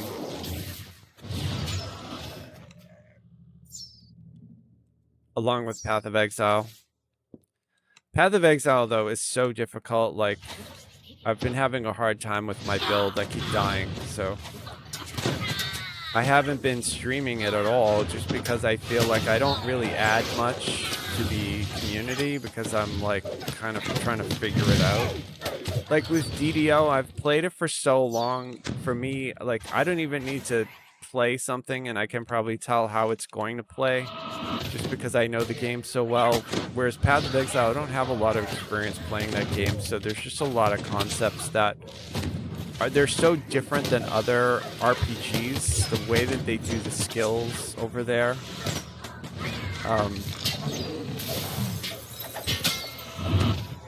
It reminds me a lot more of like Ultima Online, the way that they have the progression set up, like, if that makes sense, if anybody played that game. So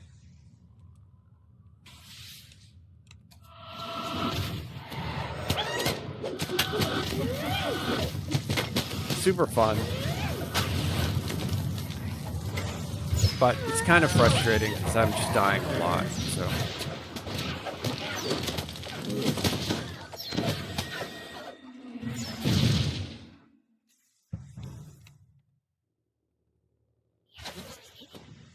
Nice. That was a good one. We got that Carnage Reaper.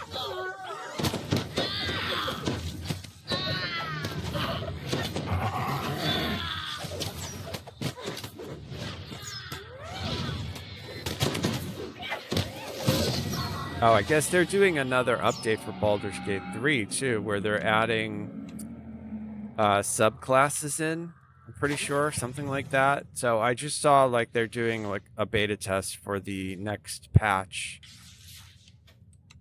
And that's exciting. They won, Larian won like best ongoing support for a game or something like that. So like it's certainly well deserved, that award that they won, because they have really enhanced that game over the last year with the updates that they've done for it. Just the developer kit alone was super cool. So I really hope that Baldur's Gate 3 becomes the new Skyrim, and that, you know, the community just keeps modding and adding games to it, you know, kind of like what they do for Skyrim and Fallout 4. They make like custom packs for people to download and play, custom adventures and stuff. And I don't even care like if they voice acted with people they know or if they use AI. Like, I don't really care, but you know, they have the tools now to make like a legit expansion. So that's exciting. And we have like a lot of games coming out next year too, so it's going to be crazy fun. Yeah, Baldur's Gate 3 was probably, I would probably say it's the best. I think it's probably sounds idiotic to say it because there's been so many video games and so many different types of video games, but I think overall it's one of the best video games ever made. It's just for the scope and the story and the characters and the quality of the music and the ambiance. They just really did a stellar job. It's impressive. It's hard to believe, actually, if you look at the quality, like, and then you look at other games. A lot of games don't even try, you know, to come anywhere near that. So hopefully whatever they do next is something that's, you know, it'll probably be good, whatever it is, but there's nobody has heard what their new project is. I don't think they've publicly announced it, so.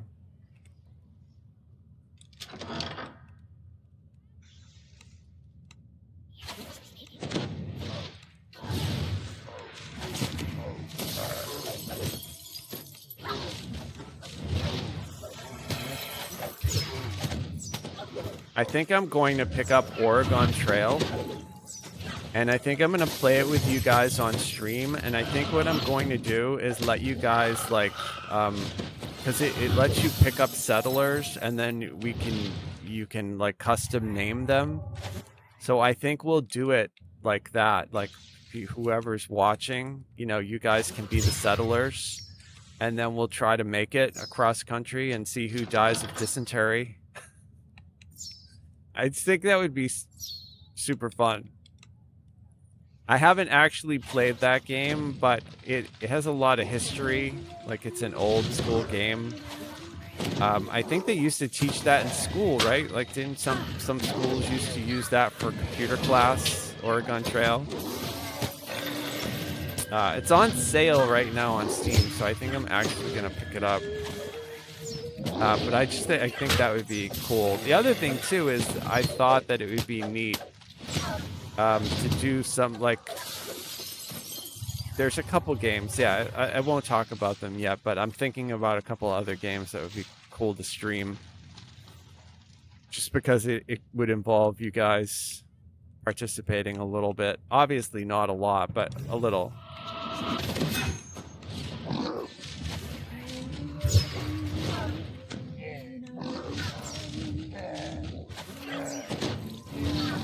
And then I keep thinking I want to try Marvel Rivals. People are saying that that looks fun, and I do like that kind of game, so I'll probably download it and play it. Whether I stream it or not, I don't know. I might. I kind of plan on streaming more for 2025.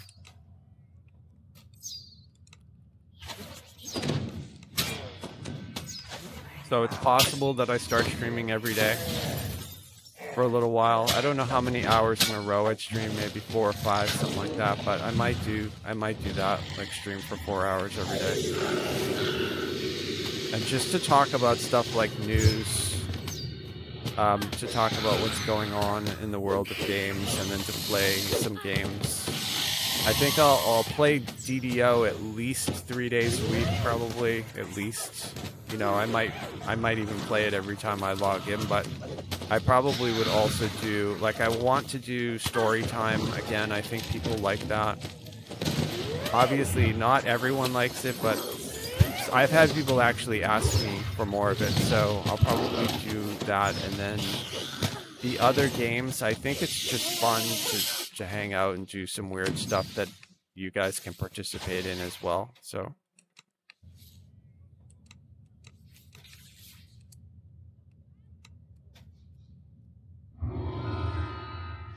there we go. I haven't been keeping track of any loot, but I don't think that I've got any loot. There's another one. So when creators of videos in the DDO space put out videos about how the loot mechanics in this game suck, you can see firsthand. I'm not getting any named gear. This is what they're talking about. So I definitely think going forward, if SSG was to ask me, like, well, what would you do?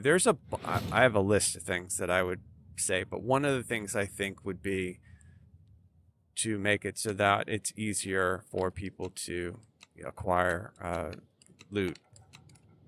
And whether it's by, maybe they don't change anything here, but it's when we do a saga and we do the saga turn in, we have a token that we get there, and then we click on the token, and that would allow us to pick a piece of gear from this pack. So, like, you could technically, you have to do the whole saga, but you could therefore target farm.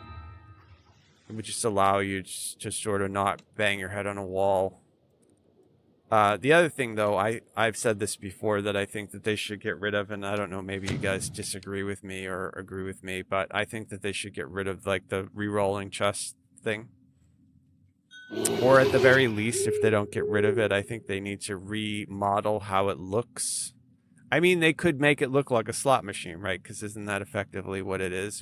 You're basically, like, gambling to get gear, which I think it's cheesy. I don't like it. So I personally would get rid of it, but if they didn't get rid of it completely, I think they should move that reroll button that's right above the roll button. I think they should move it to the top or to the side or something, so you're not accidentally clicking it like it's a dark pattern or something. You know, like, I think it should be, I think what they should start doing basically is fostering community and player trust, and let people know that they're, you know, not only are they listening, but they respect us as humans, that we're not just, you know, we're not just mobile ATM machines for them to bilk money out of. Like, they want to actually care about the community, kind of what they're doing over in Path of Exile. Grinding Gear Games is super popular. Gamers love them, and it's for this reason that I'm talking about. Like, they have a lot of respect for their players. Mr. Wundt, I assume this is The about game your that they request make to is join completely the Platinum free, Chronicle, and you which can was turned down. play it Due without to spending a lack dime. of, I mean, you can't play right subtlety, now shall we because say? it's a alpha test, but Yes, well, I prefer audacity to subtlety. I admit that subtlety has allowed so if the my Aurum to do as they DM please narration with the is Five off, Nations where is for this many years. coming from? But what This I is- have to voice offer is your on a sound organization effect? cannot be ignored. What cannot be ignored I didn't realize that. are those Zendrick bloodhounds sniffing at your heels. You're Interesting. exposed, Mr. Wundt. Not for long, my friend. Allow me to demonstrate. Isabet, please come in. Yeah, yeah. Now, Isabel, DDO I right know now, you the invited population our is mutual extremely friends low. from Stormreach. Oh, no, don't cry. You just have to look at Said, any of the metrics don't to see it. cry. Like go to the that That's DDO better. server page. I think the average population right This now is around just 1,100 business, people Isabel. across all the Just servers, business. which is the lowest it's been since like 2018. It's lower I than prefer before it that was you in do your COVID. house cleaning when I'm not present, COVID Mr. made Bolt. a sort of an unnatural spike in all A video necessary games. demonstration of my device. So from I wanted you to see 2020 my to improvements 2022, there was a massive bubble that Not quite that dead actually yet. popped. But Calibration a lot issue, of perhaps. companies, because there No was matter. so much Urk, work Gish, and so take much Isabel interest outside. from We'll 2020, adjourn to the 2021, yacht. 2022 that It's they time like for the next overstaffed act to and begin. started thinking that that was the way the market was going to be. So this is why a lot of video games are failing now. It's just the bubble burst, that the people aren't there. And so while Path of Exile 2 stands out as an anomaly because they have 500,000 players that have been playing the game for a month, and you know that's really unusual. Most games, you know, get a bunch of people playing them, and then it just goes down, and it keeps going down.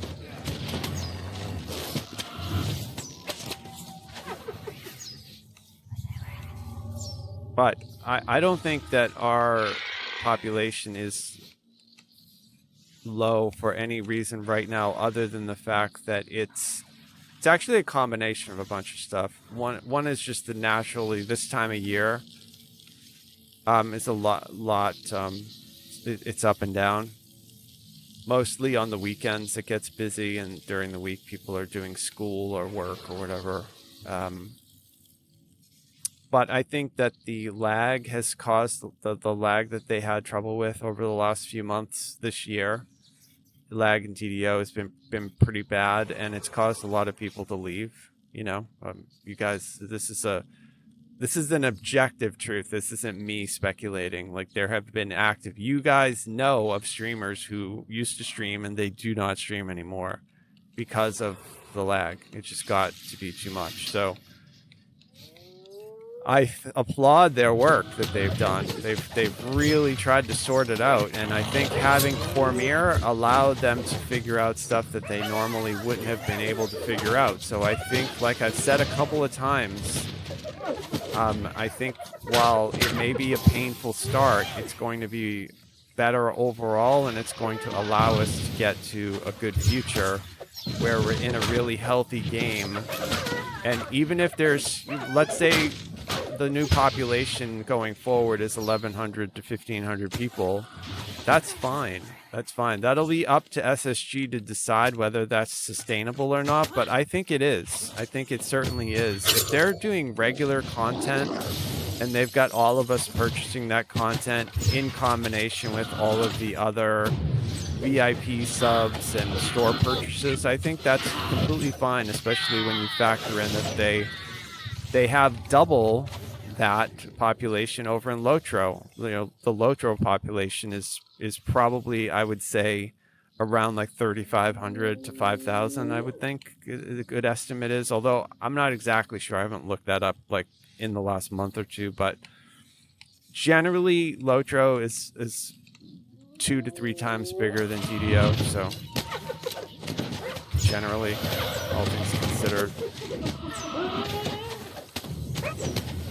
My biggest concern is not TDO, actually, because I think the people who play TDO, we're all really loyal to it. Like, I mean, I love this game, you know, even though I complain a lot about certain aspects of it. What I'm more worried about is if Amazon does a Lord of the Rings MMO. That to me is way more troubling, because that could directly compete with the one thing that absolutely keeps the doors open for SSG, right? Like, if for some reason they lost Lotro, I don't think TDO is enough, you know? I mean, I might be wrong. Like I said, I'm not involved. I don't ever look at the books, and who knows?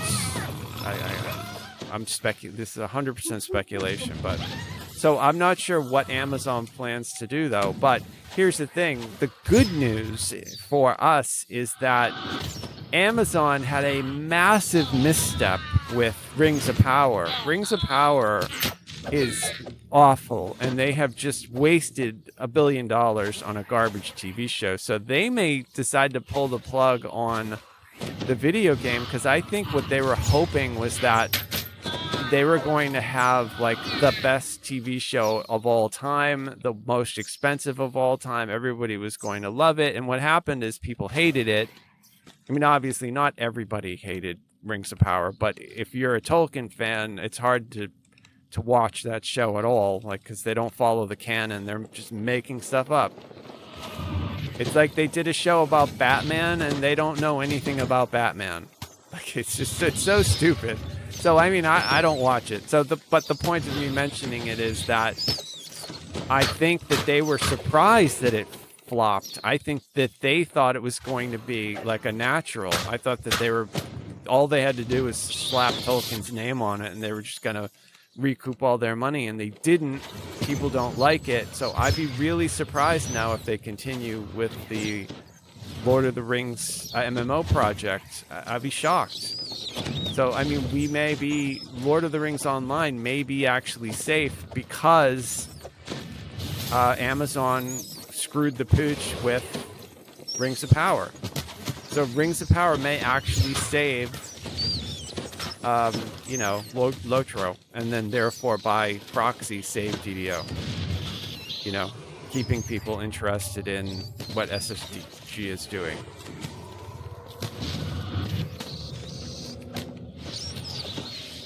So, but who knows? This is 100% speculation at this point. The other thing we've got going for us, too, is that New World failed in many ways.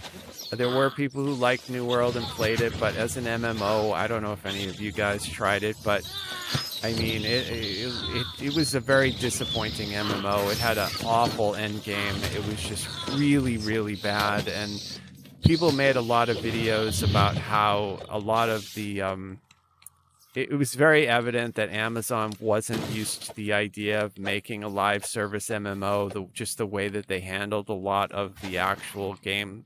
So, I think that also speaks to the reality that they may decide to not do it. They may decide to not do the Lotro live action MMO. So that's good for us over here because, as a sister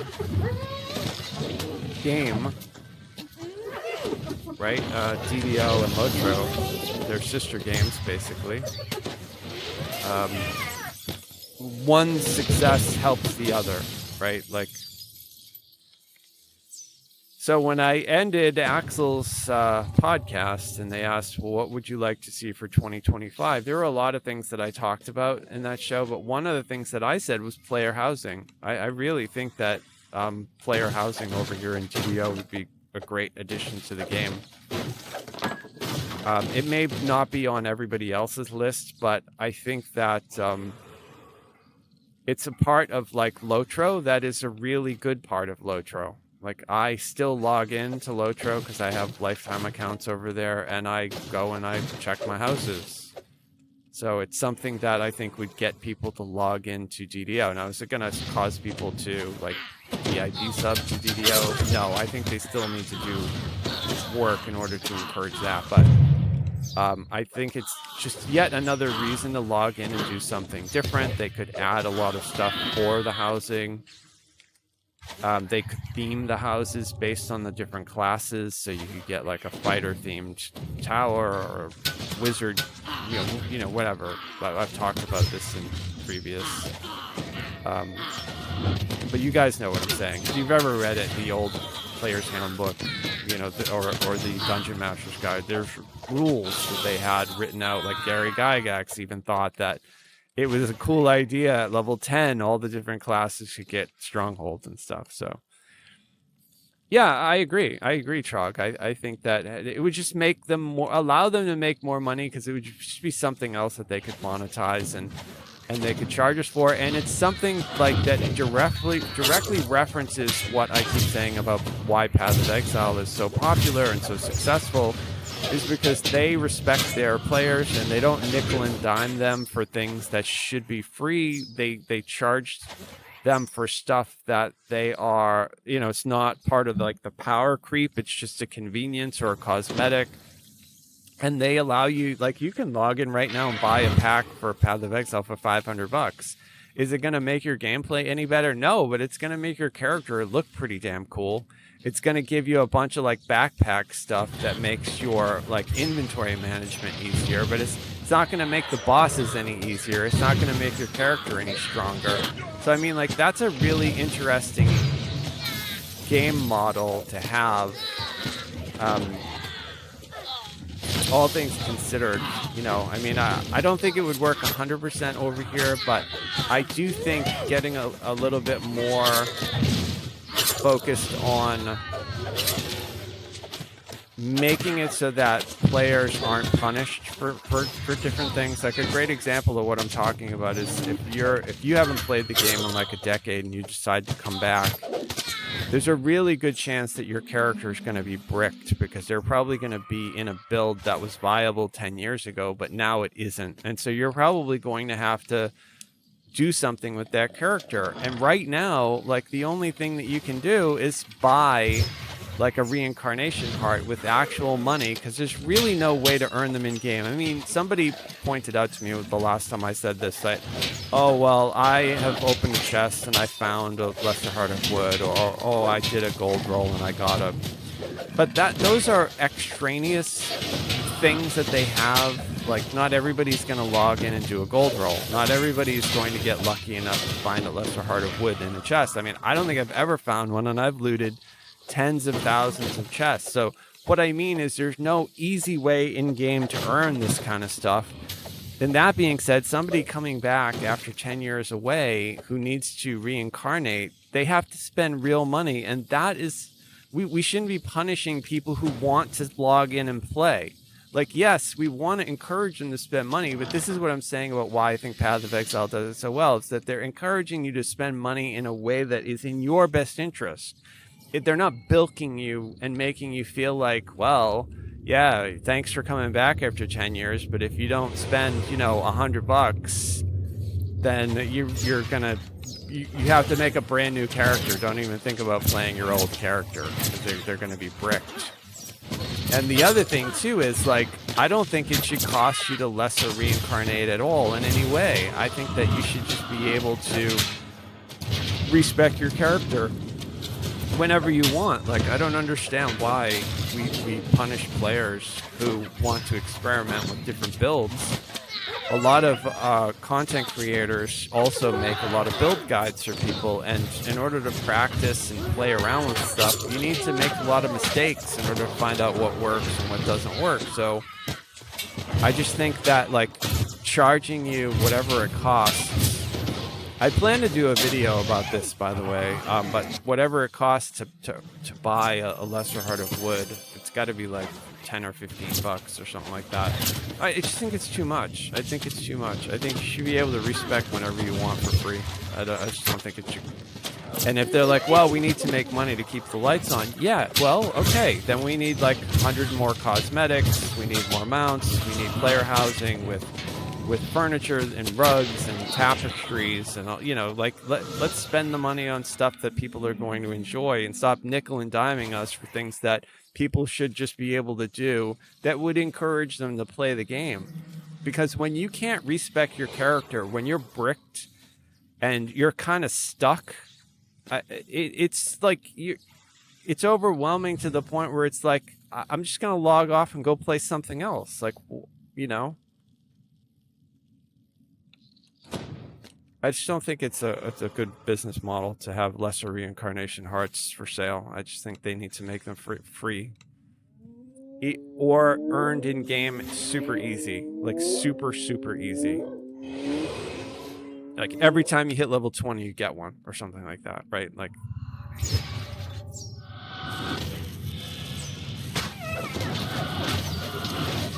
Every time you do a saga, you get one. It shouldn't be a reward that you pick. You just get one. Like, you get one. And you don't have to carry them around. You don't have to keep them in your bank. It's just like your account gets, you know, like a number of them. I mean, they could do that too as a login reward if they wanted to. Like, every day you log in, you get a lesser reincarnation for free. So if you log in 30 days a month, you get 30 reincarnations or lesser reincarnations or whatever. I mean, I'm spitballing ideas. I actually don't even think they should limit it. I don't actually really like that idea. I think it should just be unlimited. If you want to respec your character 40 times in an afternoon to try something out, you should be encouraged to do that. Think about it from a gameplay perspective. Now you're logged into the game you're playing. That's good for them. That's good for other people, because people, when they look to see who's online, they're going to see a lot of people online because they're interested in playing. They're interested in doing whatever project they're working on. So I guess it depends on asking like the fundamental question. What's more important? You know, the whales making transactive like purchases, or getting a lot of different people to log in and play. I'm not quite sure how to answer that, because only they can really, you know, it's whatever their business model is. But right now we have 1,000 people logged into this game, and Path of Exile has 500,000 people logged in. So clearly something in that model is working a lot better. And I would argue that complexity-wise, DDO and Path of Exile are very similar. In other words, like the complexity of the builds that you can do for both games are equal. You can do really complex builds in Path of Exile. You can do really complex builds here. It's just the way it's laid out is a little bit different. But if you add up all the past lives, the epic lives, the Reaper trees, all the extra stuff, I mean, it gets to be very complex. How to mix and match classes to do like multi-class builds. Like, I mean, that's one of the reasons why this game is still super, you know, like the fans of this game are like very interested in playing this game still, and it's because of that. So I think they share enough that it's easy to say, well, if they can get so many people to play that game, we should be able to get a lot more people interested in logging in and playing this game. How do we do that? We encourage them to experiment and have fun and to try things out, and we don't punish them when they make a mistake. I've had friends come back who used to play with me 10 years ago, and they wanted to come back and play their old character. And so one of them needed a plus 20 heart because he wanted to like remake completely to do the character that he played in Baldur's Gate 3. And because plus 20 hearts are not normally on the store, we couldn't find one. I had one, but I couldn't trade it to him because they're bound to account, which I also don't think they should be. But that was it. He couldn't do what he wanted to do. He couldn't make his Baldur's Gate 3 character. He couldn't fix his 10-year-old character. He didn't want to make a new character, so he just stopped playing. He just completely lost interest. And that made me feel like, it's just such a waste. Like, because that shouldn't happen. He comes back interested in playing. He should be encouraged to play.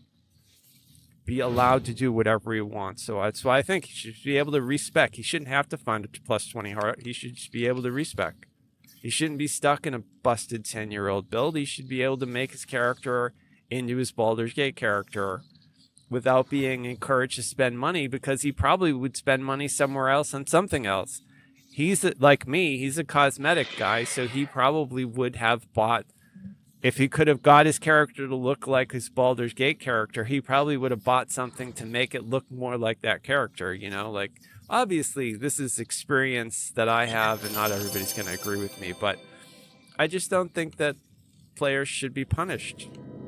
I think we should encourage people and reward them for being logged in and spending time here. I think that it should be an experience that is fun and, you know, not not penalizing people in any way. It's one of the things that I was saying when we talk about like the free-to-play model.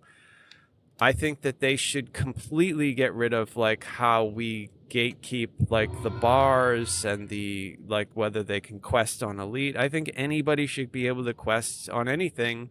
Like the game, just make the game free. Follow the model that Path of Exile has so much success with. Make the entire game free.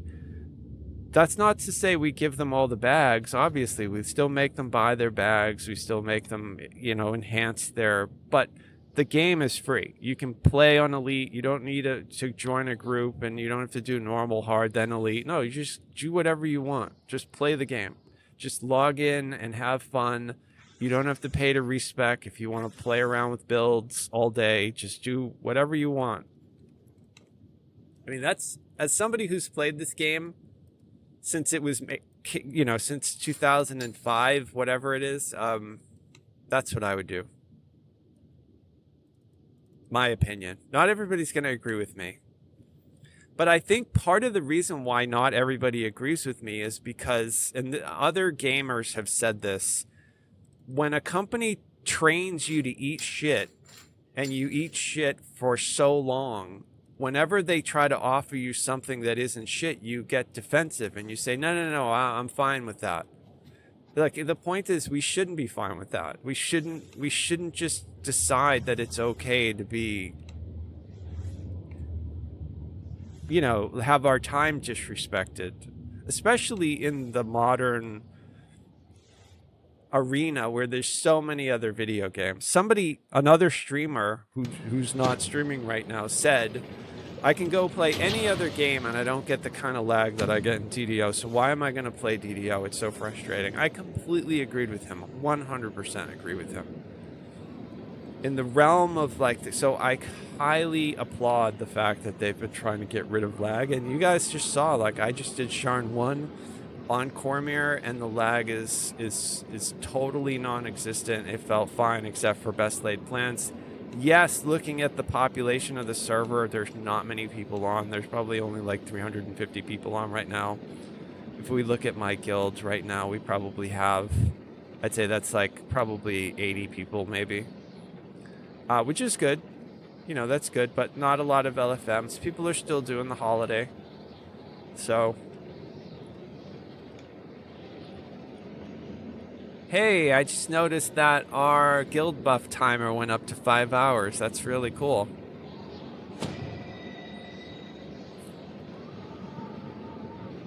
$6,000 points away from 21. That's good. All right, I'm going to go AFK. I'm going to grab something to drink. I think I'm going to make tea. I'm going to leave my build open if you guys want to look at it. That's the Minion build. I think you can see it all, pretty much.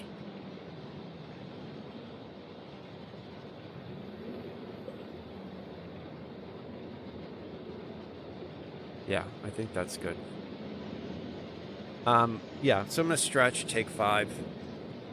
Hope you guys are having a great holiday. Hope Santa was good to you.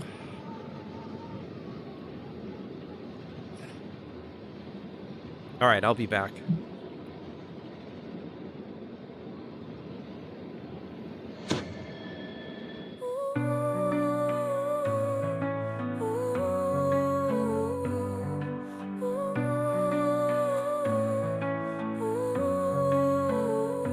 Where are you going?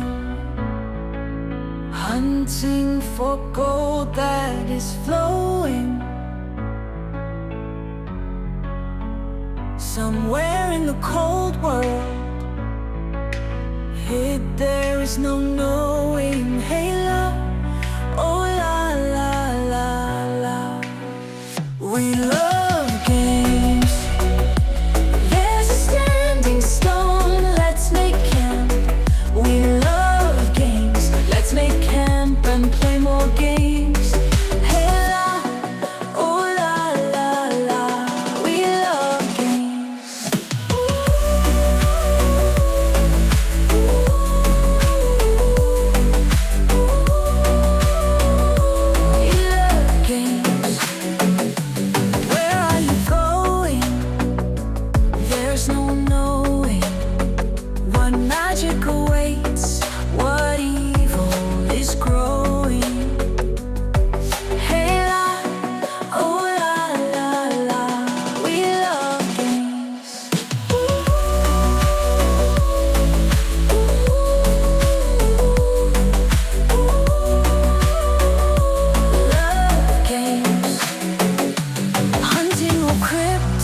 is folly, just play games and be jolly. Magical treasures hide in the dark, so rest then embark. We love